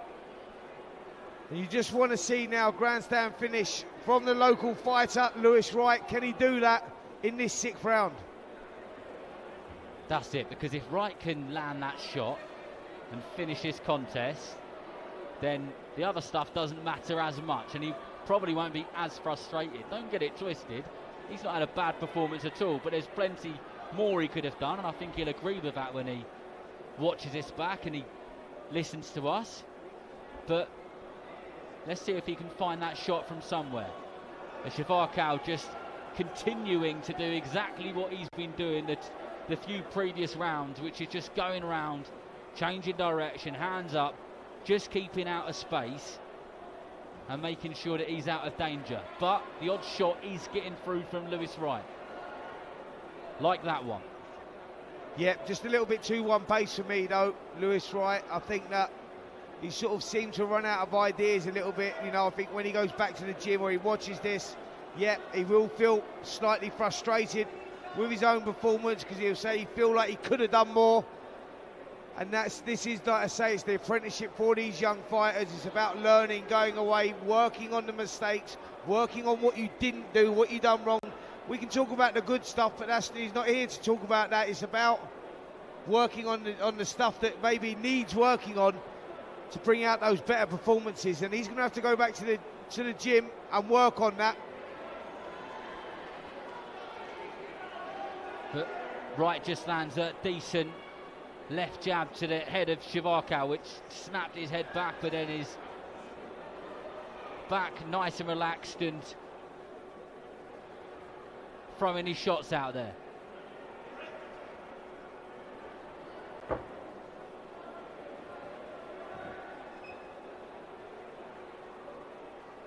A lot of blood coming from the nose of Wright. Yep, just seems may well have a broken nose. Seems to be bleeding heavily, doesn't it? I don't know whether that was a punch or a clash of heads or what. I didn't really see any sort of shot going in there that could have put that sort of damage on his face. Big right hand goes as the 10-second clacker goes as well. Chvarkou takes that shot well, goes back to the corner, and let's just take a look here. See if we can see the damage there, Darren, to that nose. It's a bit challenging from our commentary position, but it looks like he's struggling to breathe through that nose. But going back to a comment which you made a little bit earlier on, Spencer, about watching or having like a frustrating fight, or going back and watching it. What's it like? You must have had fights like that where you come out and you just thought, why couldn't I land this, or why couldn't I do that? Did you have those moments in your career, and sort of what goes through your mind as a fighter? Yeah, listen, I think that these nights are all there to develop you into the fight that you need to become a champion.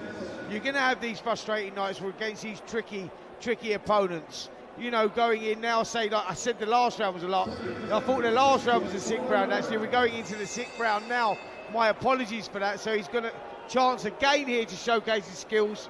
You know, see if he can set this place alight in this 6th and final round.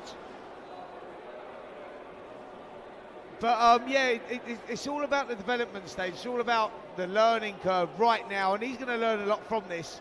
You know, I think there's no doubt he's won this contest. He's been in total control of it, but just maybe a little bit frustrated with himself on the fact that he maybe hasn't been as creative as he should have been. I think that the kid's got a lot of talent. You can see that the fundamentals are there, the foundations are there. That is for sure. And he just needs to build on that now. This is all about the learning curve, like I say. A win's a win. He's certainly going to get the win here, but it's how he does it. Full of confidence is Lewis Wright, and you can tell that by his body language. His hands are extremely low through the majority of this, and he landed a decent jab there.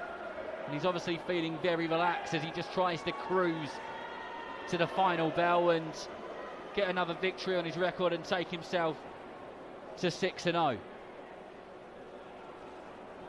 That double jab cross, which we've seen over and over again from Lewis Wright, just misses there. And by no means has this been a fight which has been electric or set the place alight. As with entertainment, we're not going to say that for 1 minute. No, it's been frustrating nights in many ways, because you know how much talent Lewis Wright has got, and we just haven't seen that tonight, and that's taking nothing away from Chvarkou, who's made a decent contest of it. He's come and done his job tonight, because his job was always it's not about winning for him, it was about making life very, very difficult for Lewis Wright, and he's done that. So it's a moral victory for him, and I think for Lewis Wright, boxing in front of his home crowd, they've been quite quiet in here. It's not going to be one of those fights that you're going to remember, but listen, it's another win on his record, and he can go away and build on that. And forgive me for the pun, Spencer, but it does take two to tango, and we are in a place which ballroom dancing is the Strictly Come Dancing finals are in, and his dancing partner tonight hasn't exactly made this exciting himself, has he? So by no means am I putting 100% of the blame on him, because I think he's done some good work, but it just has been a bit of a dull contest. But this round, at the end of this round, is going the way which the crowd wanted the previous rounds to go in, which is nice to see. Chvarkou come back with some good work of his own there as well, landed a couple of shots, big right hand went in, and I tell you what, and he's in trouble, I think. Lewis Wright, he got caught with 2 or 3, and he did look like he was in the danger zone for just a few seconds. Yep. And he's probably quite lucky that happened right at the end of the round. Yeah, he got tagged with a few there, didn't he? Left himself open.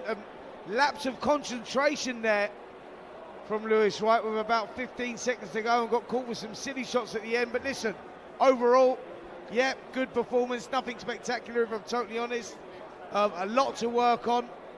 You can clearly see the kid's got talent, but he's going to have to go back to the drawing board, because there's a good crop of young heavyweights coming through right now, and they won't be losing sleep over that performance from Lewis Wright. But as I say, a win's a win, and it's all about going back to the drawing board and building on that, and I think that fighters like Lewis can definitely put their name in the mix with this good young crop of heavyweights that are out there right now. I'm just looking forward to seeing him develop as a heavyweight. Absolutely. Well, let's get the official announcement and let's find out who the winner is with our MC, Steve Reed.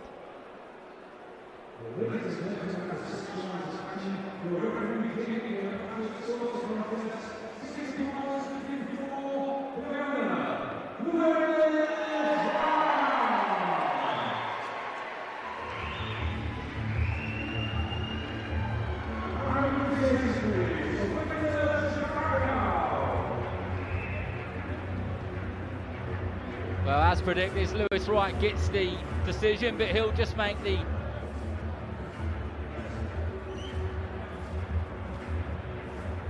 short walk over to Dom McGuinnes, but he's just taken a seat. I think he wants to get his gloves taken off before he joins Dom. One of the things which I noticed is the body language when he finished that fight. Before the announcement was made that he'd won, I think he knew that he'd won it, but he walked back to his corner and he kind of shook his head and slumped over the ropes, and the body language kind of said it all. I think he felt what he felt about his performance in the same kind of way that we did. Listen, we can't big the performance up because, like, you look at it and you go, look, yeah, he done well, he got the victory, but it's going to be a fight that he wants to forget quite quickly, if I'm totally honest. It was a frustrating night for him.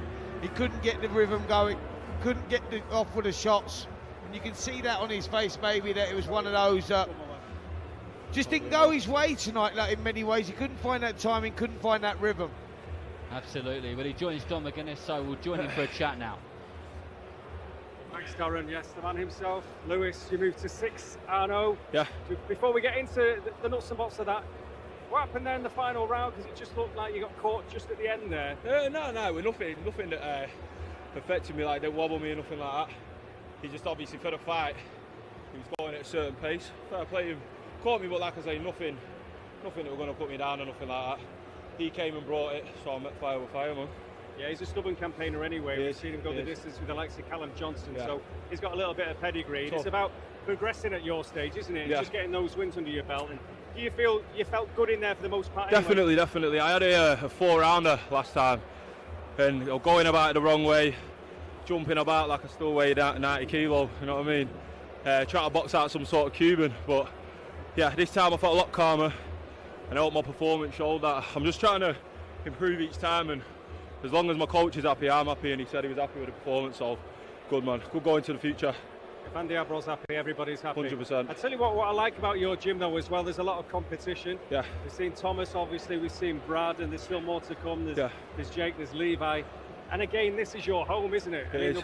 Magnificent Winter Gardens, yeah. Blackpool, it's got to become that busy hub of boxing again, and that's what you're all trying to do in that gym, isn't it? Yeah, without a doubt. The gym, we're very well known amongst the amateur scene. Not with myself, but with the boys.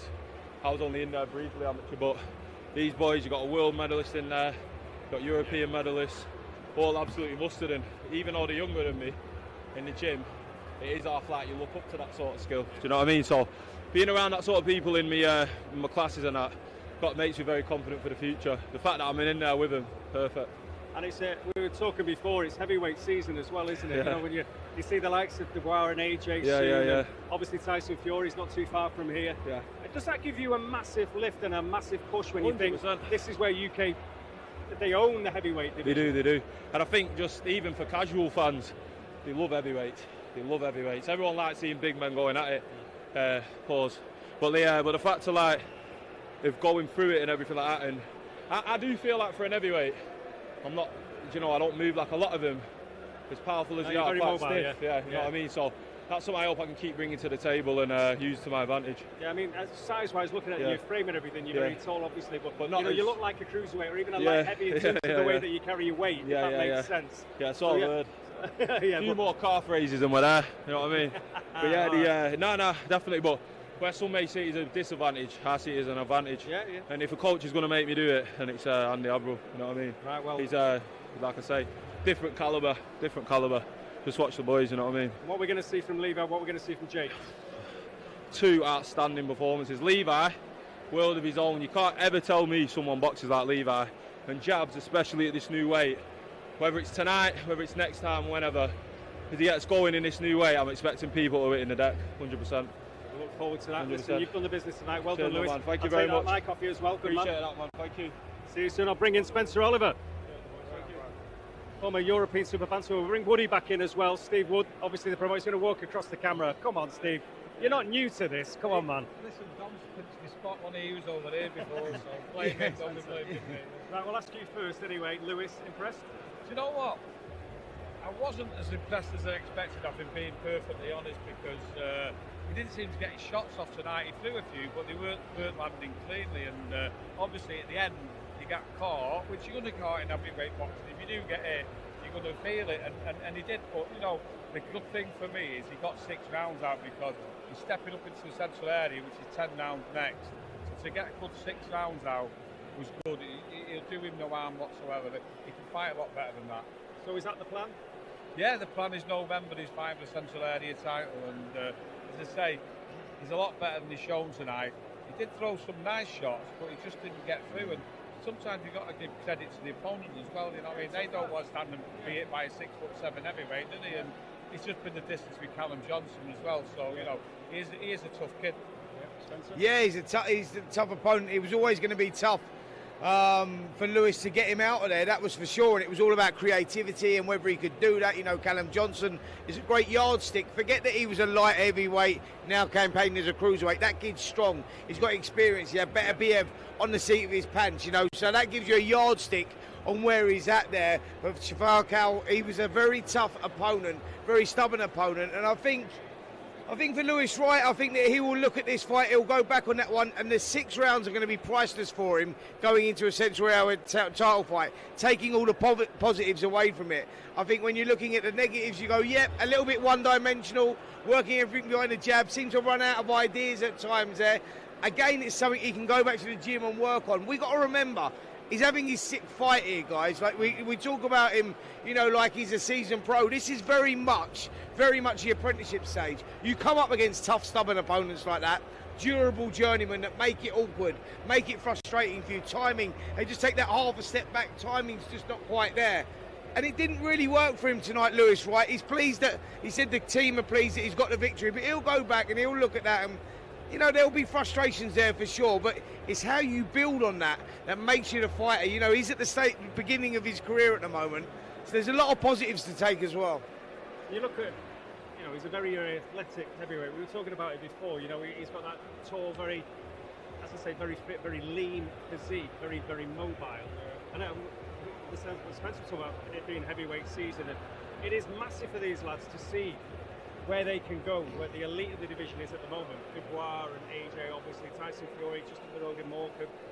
It's a massive push for them, isn't it? Yeah, of course it is, and it's life-changing money as an heavyweight. You just need one fight, and you're done for life, as long as it's the right fight. And I suppose, you know, take what Spencer said, it's only his 6th pro fight.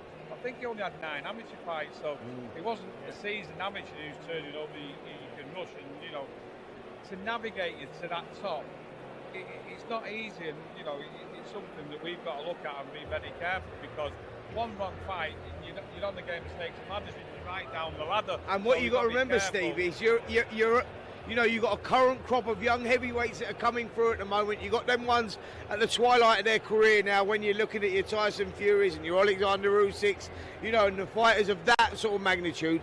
They're not going to be around in another couple of years, and it's about the young ones that are coming through and all that. And there is a good young crop of heavyweights coming through. So it's all about, I think Steve's right in what he says, it's all about navigating him the right way, letting him learn that experience, build the record, learn the craft. When you've only had 9 amateur fights and 6 pro fights, some of these kids have been around boxing since they were 7, 8 years of age. You know, so timing is so important. Yeah, it is. And just moving on to what we're going to see next, because Lewis Wright says there isn't anybody that boxes like Levi Barnes. That's some statement to make, very exciting, only a kid at 20 as well. He's got an opponent in Sovtus that we've seen on these shows before.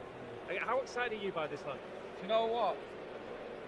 Levi Barnes is turning out to be one of the most exciting prospects in the country. Everyone knew what he did at the amateurs. He was a bronze medalist in the world, which is some great achievement. He's fast, he's quick. He's now matured a little bit. He's had a couple of stoppages which you would never see in the early parts of his career. But a bit like Tom's Varey, you know, very, very good amateurs. You've got to learn the craft, as Spencer was saying there, and he's learning it very quick, and he's starting to put a little bit of meat onto his shot. But as he said, the style, it is unique. You know, switch it and moves.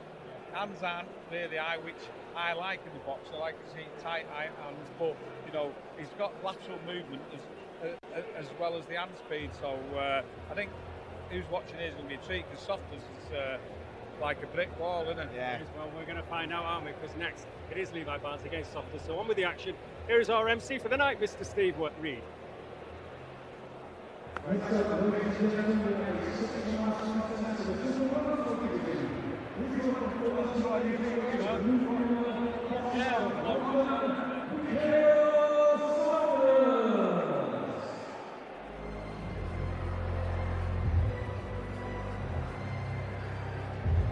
Plenty on that, isn't it?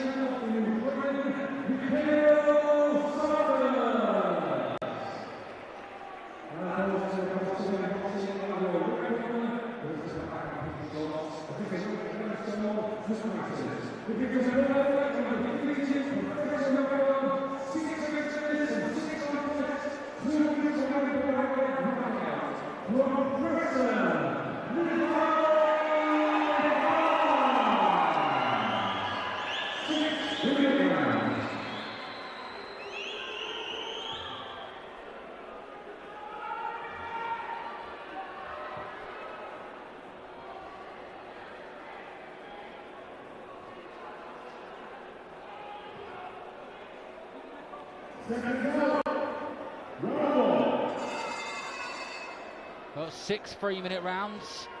Levi Barnes has always impressed me when I've had the pleasure of commentating on his fights or being a spectator and watching him. And the last time we saw him, Spencer, he demolished that Richard Helm in the 3rd round. He was a tough away corner fighter.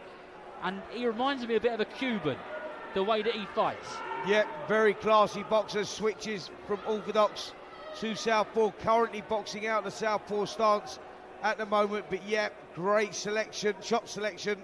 Sorry, there we see him switching orthodox now, and he's going to make it very difficult for his opponent tonight, that's for sure.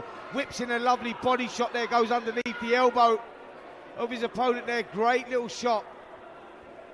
He will indeed. His opponent is the man from Ukraine, Mykhailo Sovtus, who's now based out of London.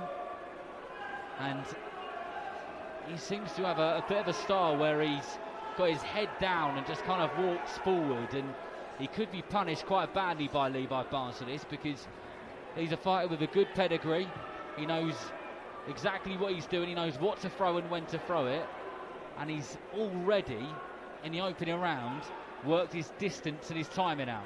Yeah, that's what he does. He's very creative in what he does. Levi Barnes, we saw that last time out, didn't we? But Sovtus, as you say, is teak tough, stalks forward, head down low, and he is pretty much what he says on the back of his shorts there, pitbull, and that's what you expect from him, a guy that just comes forward and not a lot of imagination in what he does, just storms forward and looks to be rough with that head and wing those shots over. You've got to be careful of that, but Barnes boxing well here on the outside, moving around the perimeter of the ring, out the southpaw stance now. Working well with a jab, whipping those body shots in. There you go, lovely right shot. Uppercut. The timing was beautiful, wasn't it? Yeah, really nice shot there from Barnes. Again, whipping those shots in, punch. Shot selection's great, isn't it? It's not only his shot selection as well, it's the way that he kind of just moves and switches stance with such ease, and the way that he can just make sure he's in the right place at the right time, so the shots go flying past him, and then he just counters with such brilliant shots, such good fundamentals, just like that straight 1-2 which he just threw. And I think that's a credit to Andy Abrol out of the Sharp Style gym, because all the fighters which we're seeing come out of there do a lot very, very well, and that was classy boxing there from Barnes, and the crowd respond to it, and that's exactly what they came to see, Spencer. Yep, nice work this from Levi Barnes, a nice fluidity around his work, moving really well, relaxed with the shots, being very creative. Great start there from Barnes, who'll be very happy with himself walking back to that corner, and I'm sure the corner will be very pleased with him as well. Dominated that opening round, boxing out the orthodox stance, then switching to southpaw. Good shot selection, body shots going in, uppercuts, a little bit of everything really. Spencer, you've been around the sport a long time. You've seen a lot of good amateurs come through the pro ranks. You've seen good prospects fail, and you've seen prospects do very well. There'll be people watching this saying he's fighting somebody who is no way near his level, and we've got to agree with that, haven't we? But when's the right time to start stepping him up, do you think? Because it can happen too soon, can't it? Listen, I told you it's all about the apprenticeship right now. Levi Barnes was a great amateur, 6-0 as a pro. Give the kid time. He needs opponents like this, tough, stubborn kids that are going to push forward. You know, make him work. Make him, you know, sort of be creative. That's what he needs like that, and that's all part of the apprenticeship before you go on. And when the time's right, his corner will know, his team will know. And the moment he's got to develop, he's at the 6-round stage now. We want to see him move on to 8 rounds, 10 rounds, area titles, you know, English, British, Commonwealth, European, go through the system. That's almost what it's there for, isn't it? And they're good stepping stones, all of those belts. But he does a lot well, as we keep on saying, and that was a really, really well-timed, perfectly thrown body shot from Barnes. He just stuck it under the rib of the man from Ukraine. Yep, Sovtus, I'll tell you what, he's going nowhere though, is he? Just felt that body shot though, lovely.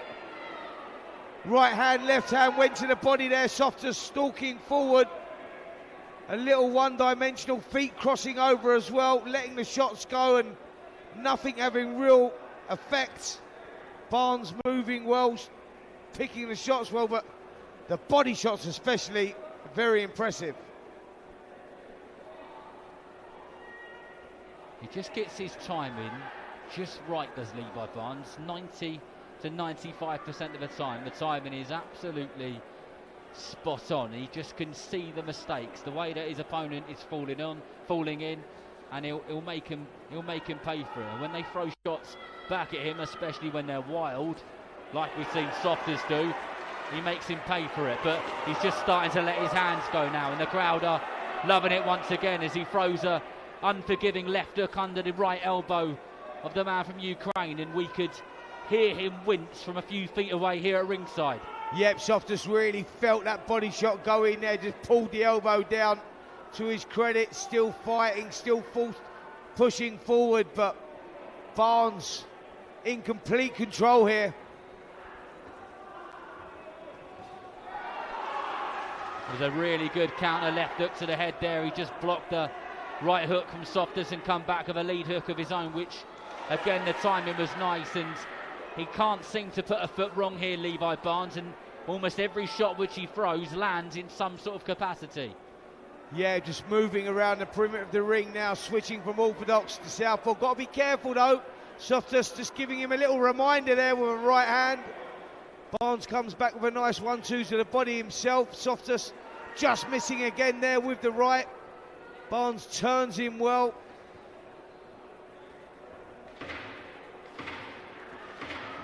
Barnes will be keen to do exactly what he's been doing in the last 10 seconds and finish this round strong. Yep. He's given it 100% in every single moment of that round and in this fight so far. But I guess the question I've got for you, Spencer, because looking at the way that Sovtus throws his shots, sometimes they're incredibly wild. Now, is it harder to defend against someone like that sometimes because of the nature of the way that they're throwing their shots, but especially when you're in the gym with good quality fighters who are doing the foundations well, and all of a sudden you've got someone throwing a shot like they're in a pub? Yep, good question. Is it harder? Well, listen, when they're a little bit unpredictable and the shots are coming from angles that you don't really see, then the answer is yes. You've got to stay switched on. You've one moment, a lapse of concentration, and you're in desperate trouble because you get hit with a shot and the fight turns around.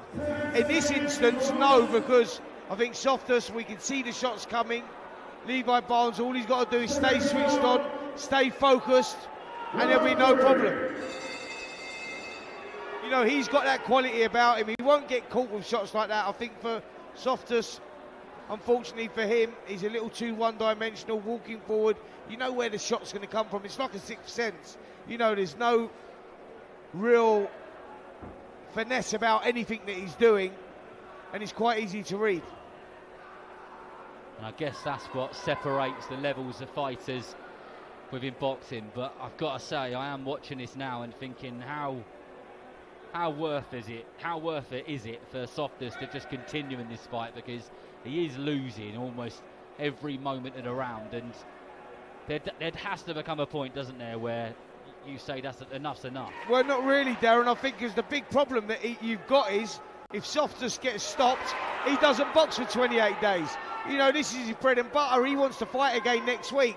So for him, I think the main objective is to get through to that final bell. So get through unmarked, you know, unscathed, so he can go on and fight again next week. That's how they sort of earn the money. So when you get stopped, as a fighter, a professional fighter that gets stopped, he gets 28 days. That puts him back, because he's probably not going to box again for 6 weeks or so. Yeah, absolutely. He won't want to be stopped, but this is a very one-sided contest, and it's becoming a bit like target practice for Levi Barnes, the lad from Blackpool, who's got such good support here. From Preston, even, my bad, but the fighter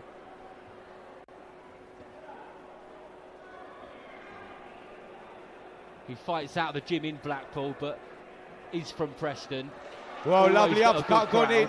Sovtus took that shot well, mate. I tell you what, he come back with a body shot of his own, lands a good right hand as well. Little reminder there for Barnes, just not to switch off what I was talking about before. Got nailed with a couple of right hands there. Body shot again goes in, and Sovtus under immense pressure again here, taking some big shots. To his credit, he's taking them well.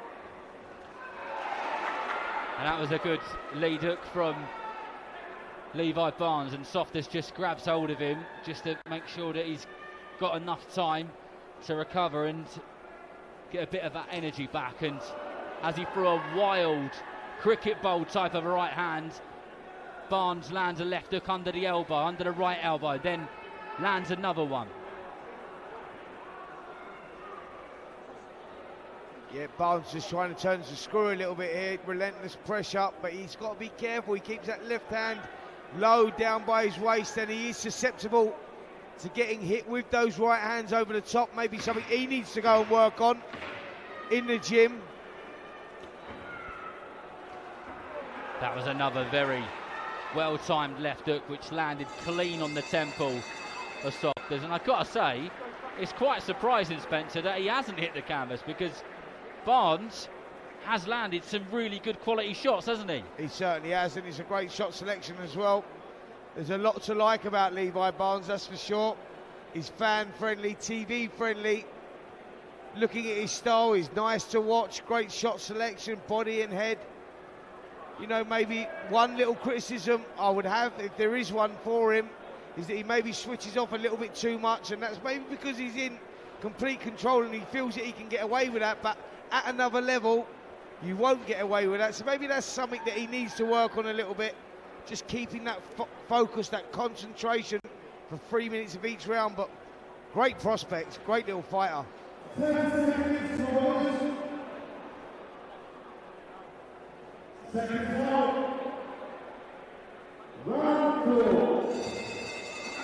Well, we're going to the fourth round here, and we've spent a bit of time over the last few months, Spencer and I, watching fighters from the north of England.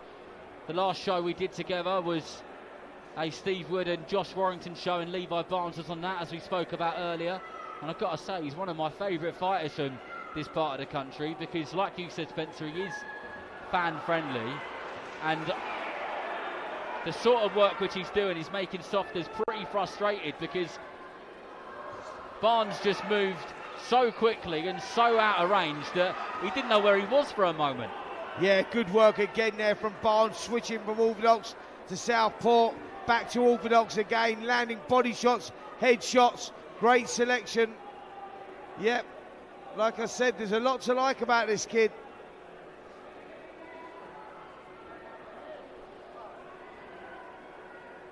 Barnes just moving around now, showing us his defensive skills. He doesn't throw a lot back, but just on that back foot and showing that whatever you throw Sovtus, I'm going to make sure it doesn't hit me. Barnes just controlling the spacing there at the moment, as well as Sovtus is pushing forward, trying to get in range like that. Barnes just taking that shuffle back and just out of distance, like an arm and a half away, just in range so that he can come back with one step and be in range himself. So that's impressive stuff with him, with the footwork as well.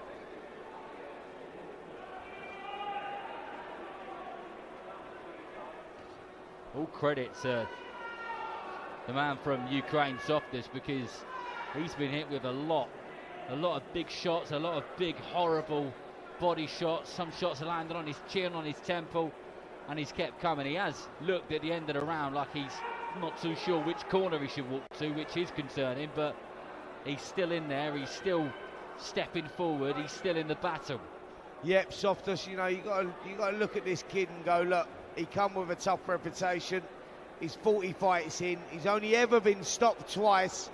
So that tells you he's been in with some good prospects as well. Tells you how tough this kid is, and Barnes is doing everything he can to try and create that opening and get that stoppage. But Sovtus gives him that little reminder every now and then. Never gives up hope. He certainly does, and just a few moments ago, Barnes really loaded up to try and throw it looked like a left hook, but Sovtus was in there and closed the gap before he could land it. And he is starting to put some stuff on his shots, put some sauce on them. I don't think he'll get his man out of here. I did think it at the start, but Sovtus has proven how tough he is. No, Sovtus is definitely not going anywhere, that's for sure. He doesn't give up hope.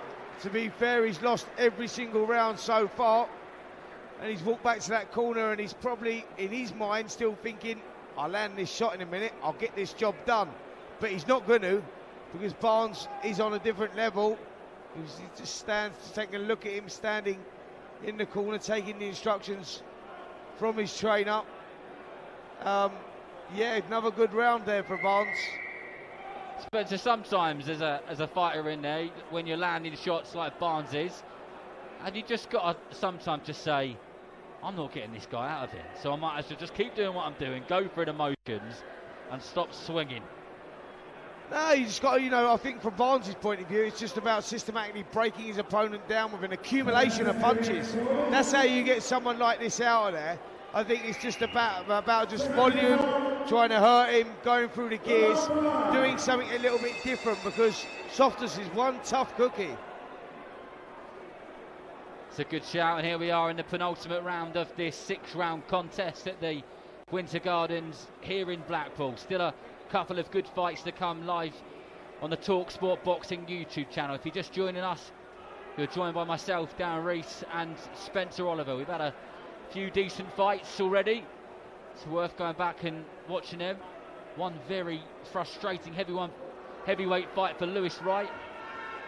And now we are watching Levi Barnes versus Mykhailo Sovtus from Ukraine, who is one tough man. He's been hit with everything, and he keeps coming forward over and over again. Yep, he's never going to lose heart, lose spirit, is he, Sovtus? He's tough as they come. Often loses, but always puts up a good contest, and he's doing that here against Levi Barnes, who's showing great variety, great shot selection, controlling the space well as well. Little moments or little lapses of concentration have cost him a couple of times when getting hit like that. Something to work on, but an immense talent, Levi Barnes, and for a kid of only 6 contests, showing great maturity in there, and there's a lot to like, isn't there? A lot to work with. That fan-friendly style should take him a long way, and that Preston crowd will follow him. Another member of the Sharp Style gym in Blackpool, where so many fighters have come out of it in such a good way, especially in the amateurs. A solid amateur gym, and now proving to be a fantastic professional gym as well. Yeah, we just see Barnes just a moment ago there, just creating the space, taking half a step back to create the space to let that right hand go, which was very impressive. Like I say, there's a lot to like about this kid. I like a lot of stuff that he does. Works well, stays nice and relaxed on the inside. Good head movement there, come back with a lovely 1-2 as well. It can't be an easy fighter to work out, Levi Barnes, because of how often he changes the angle, how often he switches that stance, how often he changes his punch variety, his punches up, so his variety of punches are so good. He's got to be a bit of a nightmare, isn't he, as a fighter, to be, you know, be in the opposite corner. You think, how am I going to suss this kid out? Yep, I think that with someone like Levi Barnes, you've just got to try and sit on his chest and break the rhythm a little bit, because if you let him get into a flow, it's very difficult to break. You know, he works so well out of the orthodox stance, southpaw stance, moves well on the back foot, loves coming forward and having a fight, likes standing there trading like he is now with Sovtus. The crowd just getting into that one. Good finish to the round there, but yeah, I like Levi Barnes because he likes a little bit of everything. You know, it's the sort of fighter I like to watch, where he likes going on the back foot defensively. He likes, you know, slipping and sliding, rolling, moving the head. But he also likes to sit there and, you know, get down and dirty in the trenches at times and just trade it out, which is, of course, fan-friendly. So, yeah, there's a lot to like, and he's dominating this one so far. Going into this 6th and final round, he's won everything on my scorecard. Sovtus has made it very competitive, but it's been a good fight and a good learning fight for Levi Barnes, and looking forward to seeing him progress, that's for sure. It always fascinates me when you see these fighters coming up and fighting these away corner fighters and fighting on shows. Fighting on shows like this, and how they will do when they step up a level and fight other good prospects and good domestic fights and those kind of things. That's when you really see, you know, who's got the quality, who's got the minerals, who's got what it takes to win those titles, those areas, those Englishes, those British, and then move on, because they're not easy to win, are they? No, they're certainly not, but this is the beginning of the journey for Levi Barnes, and they're going to have a job holding him back, if I'm honest. He's one of those kids that's got a lot of talent, and, you know, you feel in another couple of fights he'll be ready for those area title fights, English, you know, moving on further than that. But it's hard to predict where he's going to go, but he's certainly got a lot of talent and starting to sit down on those punches as well there, like that.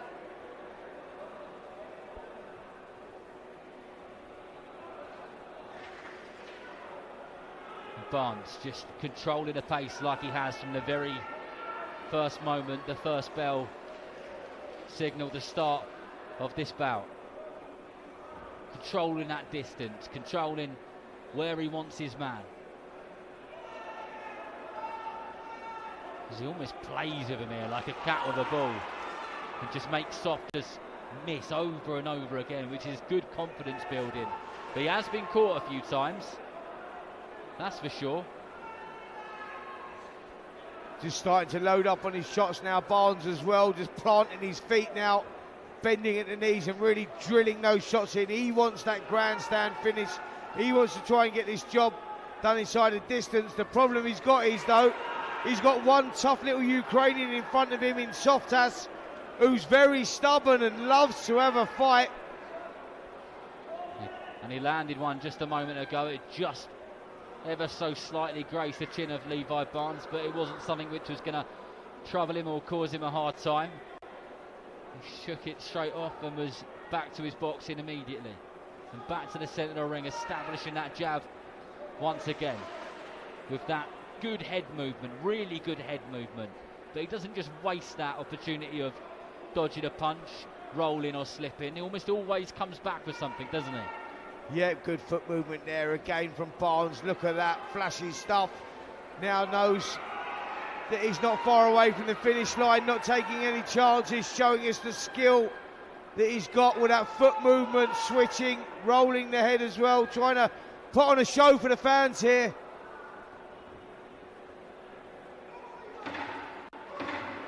Well, we're going to the last 10 seconds of this sixth and final round, which has been a really good, solid performance. Plenty to like about Levi Barnes, and the crowd showed their appreciation. They liked that one. There was loads of energy. There was some flashy stuff. There was some technically very good stuff for people who really know and understand and study, or maybe even training the sport themselves. They'll be watching that and appreciating that. And he's got something for pretty much everyone. Yep, great performance there from Levi Barnes. No doubt it's his hand that's going to be raised.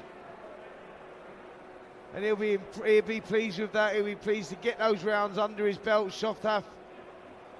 Sovtus was a very tough opponent, stubborn opponent. He'll have learnt a lot from that. As the referee calls them both to the centre of the ring, I think it's inevitable who the victor's going to be. Good performance there from Levi Barnes. Indeed, I'm impressed again, and I already can't wait to watch his next bout. And I'm sure there'll be plenty of people who enjoyed watching him. But let's get the official announcement from our MC, Steve Reed.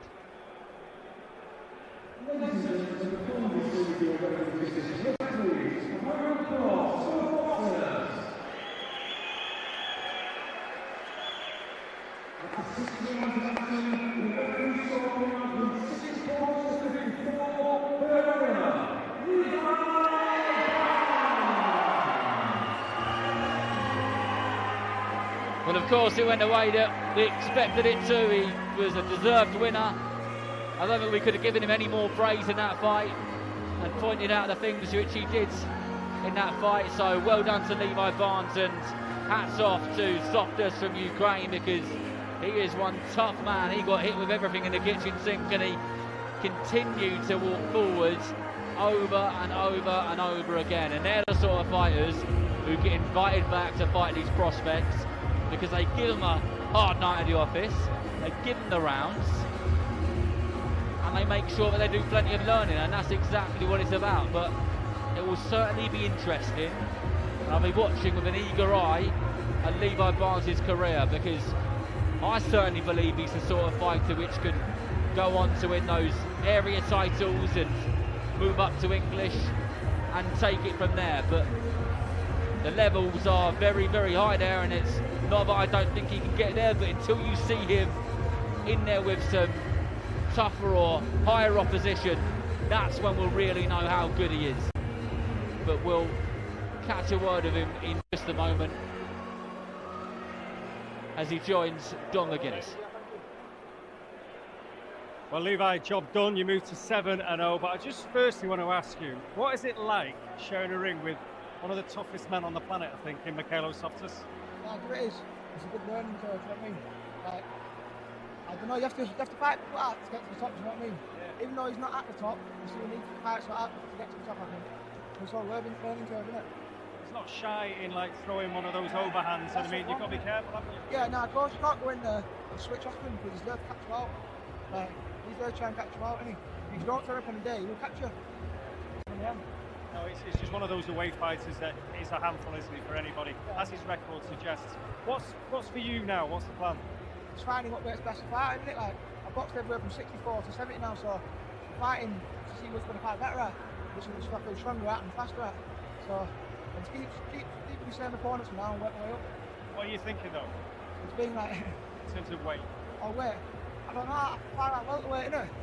Well, I'm down at welterweight, but I fought at all different weights from there, do you know what I mean? Like, today I weighed at 70, the last fight was 68, and the one before that was 65, do you know what I mean? It's just finding the balance. And just a word now about fighting here in Blackpool. I know you're from just down the road in Preston, but you're based very much obviously in Blackpool at the Sharp Style Gym. How important is it for you lot to build this as a real hub, a real home for boxing in the Northwest? It's a good stadium, picture, it's going to get better and busier, innit? Like, every one of them's getting busier as you sleep, and it's getting a lot better. The boys will performing a lot better as well, everyone. We'll let you crack on because I know you want to be ringside to watch Jake as well in the main event. We're going to get out with the co-main now because we're going to see a young fella make his debut now at Ryan McMillan. So over to our MC, Steve Reed.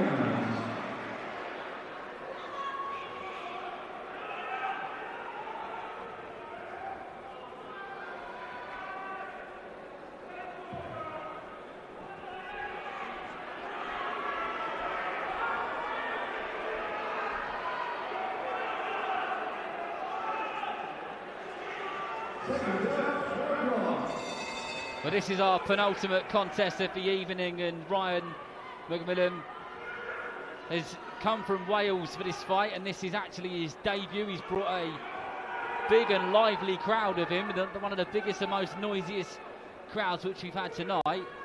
What will be going through his mind, Spencer, on his professional debut? Well, there's a lot of nerves involved in your professional debut. It's always about wanting to make an impression, and like you say, Ryan McMillan has brought a big fan base up here with him as well. So it is about keeping his composure, keeping himself together, just feeding his way into it, because amateur boxing, professional boxing, two totally different sports. And he's going to find that out tonight, McMillan. But let's see how he deals with it. Good start here to the round, found the range with a jab really well, getting through with the crosses. So nice start from McMillan, the start that he would have wanted. I couldn't find huge amounts out about him when I was doing my research for this fight, but one of the things I can tell you is he's got a big background in Muay Thai and possibly some other combat sports from what I've seen, so he's had some of that competitive experience in the past. But this professional debut in the boxing ring with these particular rules is something which he will be performing in for the first time. And that was a good right hand to the body, which he followed up with a left hook to the head. Yeah, he's got him there to the body. A delayed reaction there from Dale Kellam. He Kellam felt the weight of that. But that was low. Definitely wasn't low, that was on the waistband there, and he needs to switch the attacks to the body again. McMillan going to the head there, he needs to turn the shots underneath. I'm not sure he recognises he hurt Kellam there. And I've got to tell you that Dale Kellam looks like he's still in a bit of pain from that body shot. And I don't think the referee is calling that as a count. And yeah, he's in trouble here, mate. I don't think he's going to beat the count. He's not going to make a count. And that's it, it's all over. Yeah, he seems to be in a lot of pain, Spencer. Yeah, terrible pain there. I'm not sure. It could possibly even be a broken rib. I'm not sure what that is, but he is in desperate pain.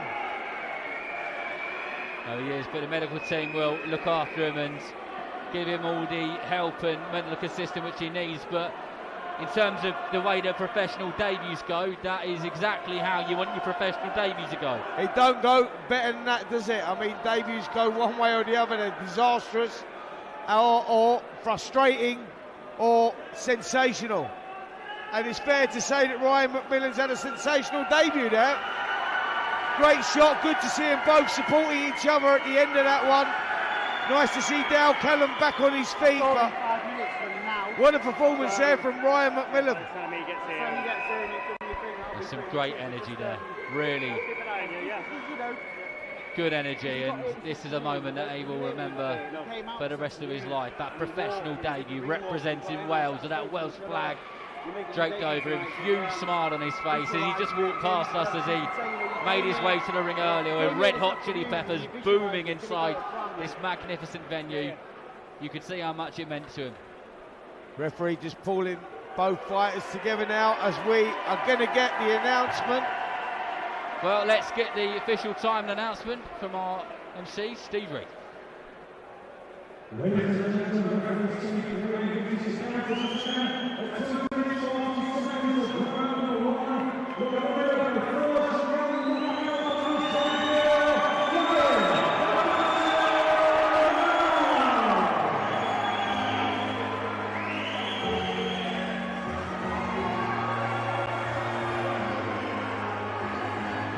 Well, it was a body shot which ended it, and it was a body shot which got Ryan McMillan his first professional win in front of all of his loved ones, his friends and his family, who have come out, and probably 2 or 3 coaches, the amount of them. An enormous buzz for him, a huge buzz. You won't beat that really, will you? No, great performance there. Crowd have turned out in their legions here. They're happy with what they've seen. Job well done there from Ryan McMillan. He's pleased with that, and you can see the smile on his face. He'd be glad to get that one out of the way. That can be the worst one sometimes, and it's good to see him now joining Don McGuinnes.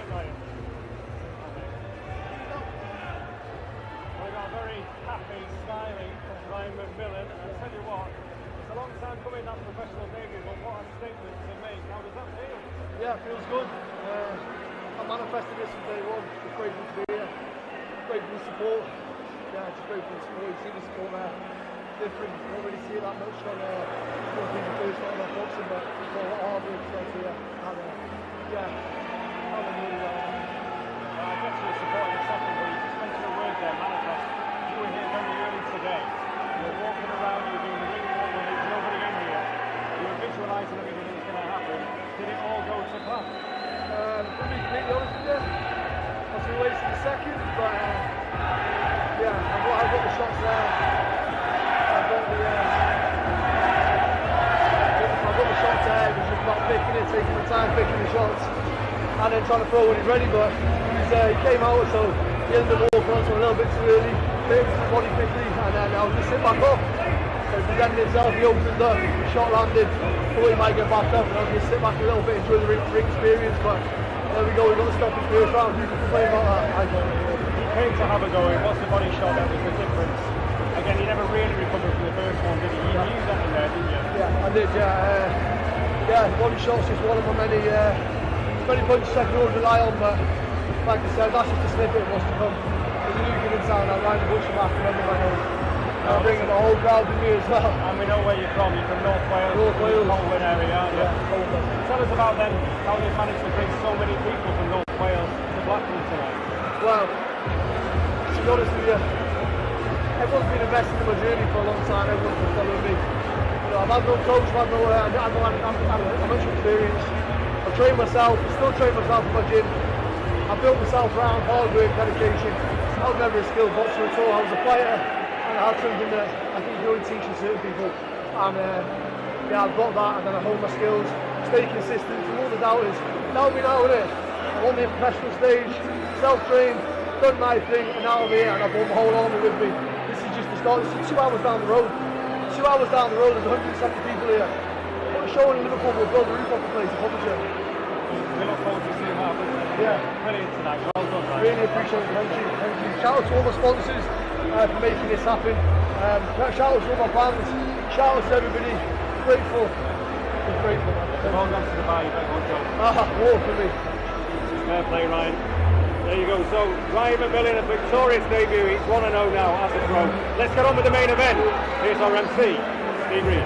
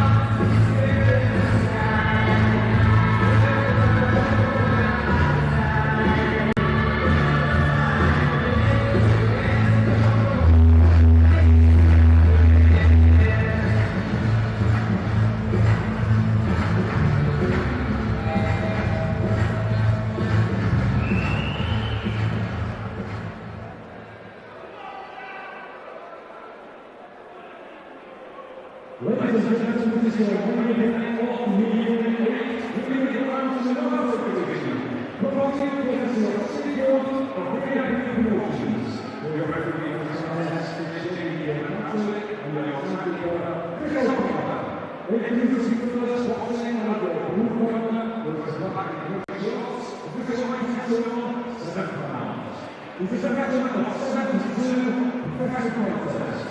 The record includes 15 victories and 3 draws. It is all 2 times Northern Area champion from Australia, MacMillan, Ellison. And of course, in the boxing record, where the Lightweight Alidu Sulemana 6 He brings on undefeated professional record from the Olympic contest, 10 victories and 1 draw. Born serving on the Royal Warrior, from Blackpool, Jake Abrol.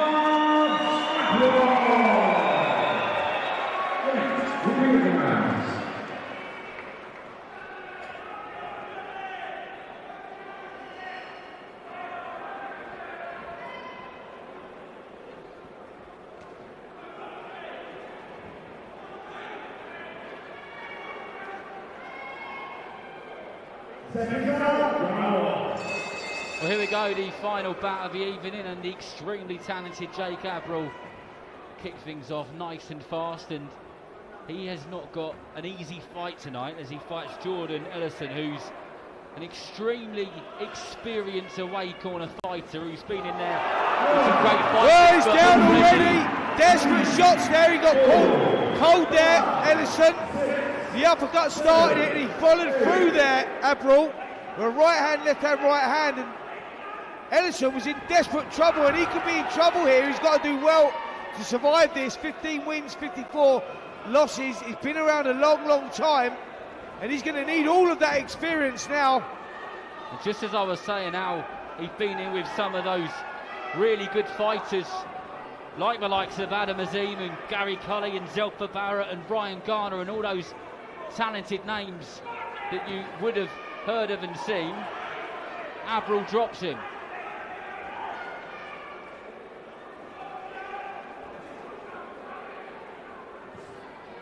That was a heavy right hook from Jake Abrol. Yeah, Ellison needs to cover up here and take his time, regroup, recover, because that was a big combination. And again, it's the combinations of shots, the accumulation of shots that are getting through here. I remember before Jake Abrol's last fight in Leeds on that Josh Warrington, Steve Wood show, John Evans, a good friend of mine and a very talented writer, said to me, "You know that Jake Abrol, Darren?" I said, "Yep." He said he can really fight. And he has proven that time and time again. He knows exactly what he's doing when he sets those shots up. He looks so relaxed, it just pops that jab out and then just throws those fierce shots, those 2 right hooks to the body. Had some venom in him. Yeah, really sitting down on his shots, isn't he? Out of his 10 victories, 4 of those have come by the way of KO, but he looks like he's hitting harder than that now. With the experience, he's starting to sit down more on his shots. The shot selection is good as well. He's picking them very well. Time is good. Uppercut goes in, slams the jab in as well. Good work here from Abrol.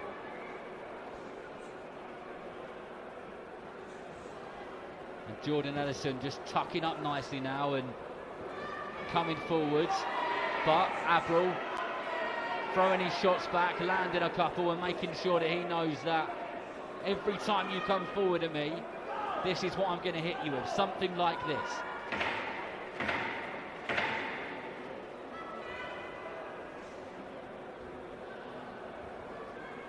Yep, been a dominant round from Jake Abrol. Couldn't have started better. All started with that combination right at the beginning of the round. The right hand followed by the uppercut. Right hand went again, just took the legs of Jordan Ellison away. He done well, Ellison, to recover from that.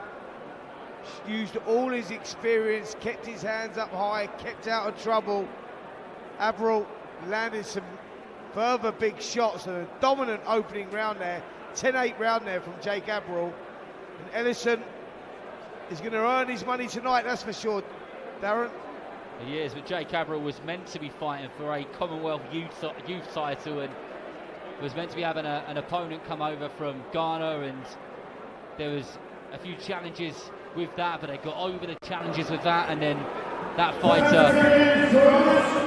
fighter hurt their back a couple of days ago, so fair play to Jordan Ellison, who's stepped in at real short notice, and you've always got to take your hat off to those fighters, because I know he's an away corner fighter, but just to jump in with a talent like Jake Abrol, you've got to tip your hat to him.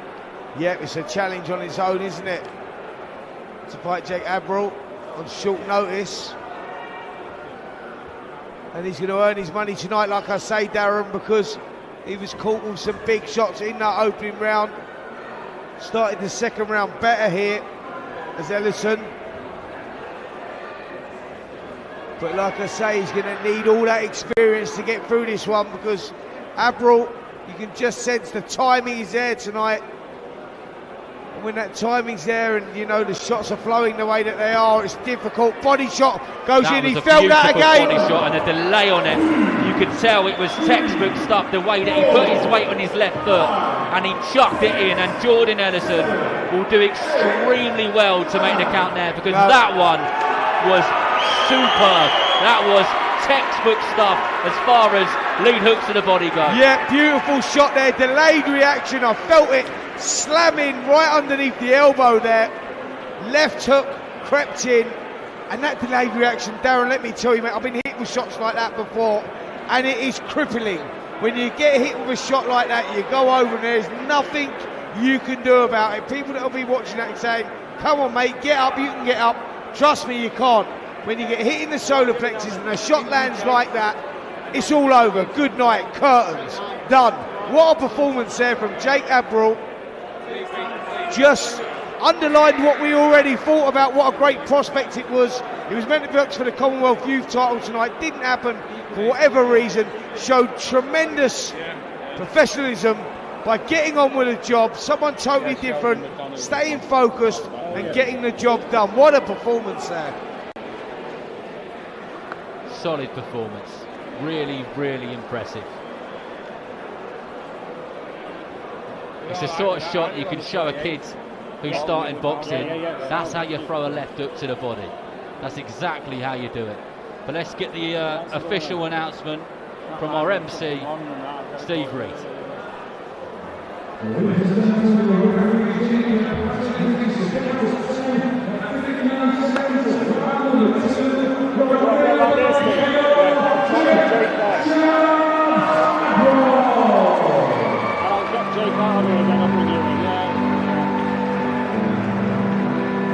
Well, there's some good positive vibes coming from that corner of the sharp style gym in Blackpool, because Jake Abrol's dad, Andy Abrol, and the corner team are very, very happy with that and impressed with what he just delivered against an extremely tough and experienced away corner fighter in Jordan Ellison. And I've said it a couple of times and I'll say it again, that is exactly how you throw those body shots, and he couldn't have done it any better.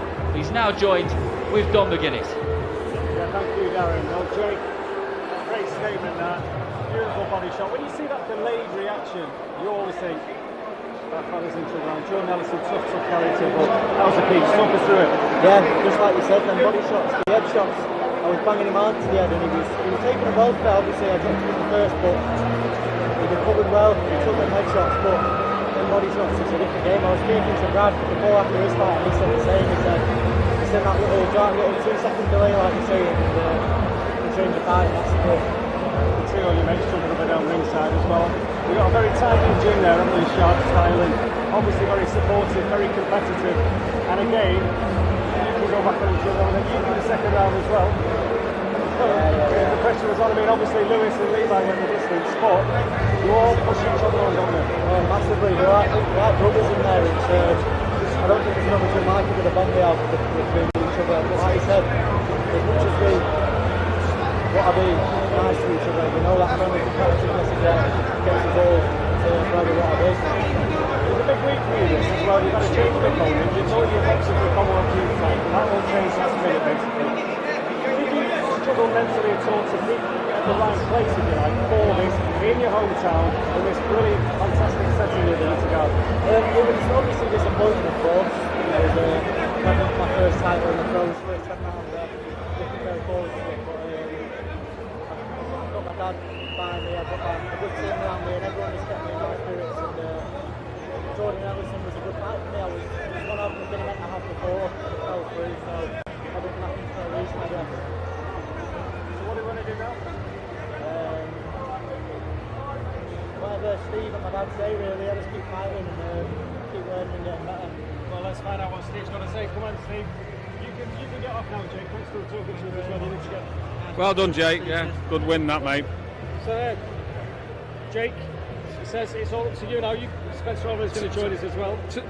To be fair, he's already done what we're doing with Jake next. He should have been fighting for the Commonwealth Youth Title tonight. I've come to get my side back. Yeah, I want to finish on this side. Yeah, he should have fought for the Commonwealth Youth Title fight tonight. He didn't do for reasons that I could go on for, but he didn't. So that fight's going to happen November the 30th at Bolton. So that's next Jake's fight. And like I was just saying to Spencer, he took the blow of not fighting for the title quite well. He's performed really well tonight, and that'll just make him a little bit more confidence when he does eventually get to fight. Yeah. Let me tell you how difficult that is for a fighter when they're getting a Commonwealth Youth Title. You go, right, this is going to kickstart my career. Now time to push on. That doesn't materialise for whatever reason, problems with the opponent, and you find yourself in an 8-rounder. Straight away, that's psychologically hard to overcome. And to go in there and box the guy that he boxed there, who's very tough, forget the record, like he's been around a long, long time, very, very tough, pushes fighters, takes them all the way, to go in there and do the job that he done, and show that composure and pick that body shot the way that he did, I've got to say that was impressive beyond belief. That was a top-class performance with everything that he's been through before that, in the build-up to that one. You know, you've got to salute him for getting the job done in the manner that he did, because I thought we was in for an 8 rounds there. Yeah. I honestly did. And yeah, wow, what a start, wasn't it? Well, I'll tell you what, there's been some good statements made tonight from these Blackpool boys. I mean, obviously there was 5 from Andy Abrol's gym. A very, very impressive debut from Ryan McMillan as well. Sean Arkwright down the road in Liverpool. I mean, pick out the highlights tonight, Steve. Well, you know, I think we've had 4 stoppages out of 7, and sometimes you go into the shows with 10 fights, you're desperate for the stoppage and you can't get one. Tonight, 7 fights. Looking at the card, I was thinking we might have got 1 or 2. We've got 4, and if you look at like Levi Barnes has pummeled that kid for 6 rounds of quality. How tough is him? So what you're saying is there's going to be 3 disappointed kids from Blackpool. You know, when they all want to follow suit, don't they? They all want to get the victory or whatever. I think one thing's fair to say. What a fantastic venue, by the way. Like, unbelievable venue for boxing as well. And I think one thing's fair to say. I think Steve is probably coming back to Blackpool. I'm sure of that. There's a lot of talent up here right now. Yeah, there is, and you know we've had problems with the show, but we've pulled it together. And as I say, people seeing, I think some of the stars of British boxing in probably 3 or 4 years' time. I mean, these are above British level that we're watching tonight, and I won't be surprised if some TV promoters are on the phone against me on Monday. But you know, they can wait because we're bringing them through the right way. We're not going to rush these kids because we know we're looking with something, and they're very talented.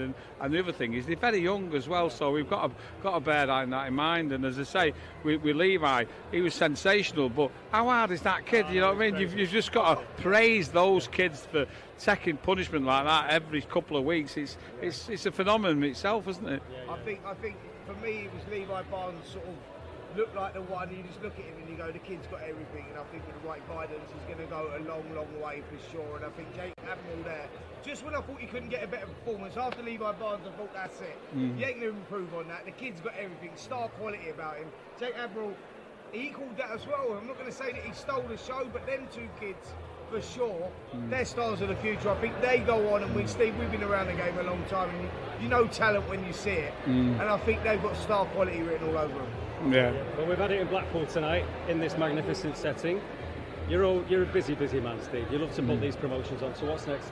Well, next one we've got another show we talked about on the 28th of September in Bolton, and you know, we've got 2 great top of the bills there. We've got Willie Goldie Smith, who's from Blackpool, but he's on holiday today, so he couldn't fight here. He's fighting that Michael Smith. Now, what we've got there is 2 kids who can't be matched, so they're fighting each other. So that's a barnstormer of a fight. it ain't lasting 5 rounds, but the great thing is you don't know who's going to lose, so that's what I'm really looking for. And then we've got Nathan Qualls v Sheldon McDonald, which is a genuine 50-50 for Central Area Cruiserweight, and again some talent, you know what I mean. I think at the moment I'm blessed with young kids, and you know, we've done really well. We like your Zelfa Barrett's, your Terry Flanagan's, your Josh Warrington's, you know, getting him into world level. And I'm really looking forward to developing these the same. And it's good that because they're not on TV, they've been seen on TalkSport, which is fantastic. It is indeed. And now Spencer Oliver's got to behave himself in Blackpool. Well, I can't guarantee that. Yeah, no comment. I'm not saying a word, mate. The good thing is my hotel is like a stone throw away from here. Yeah, you're not going to stay there, though, that's the problem.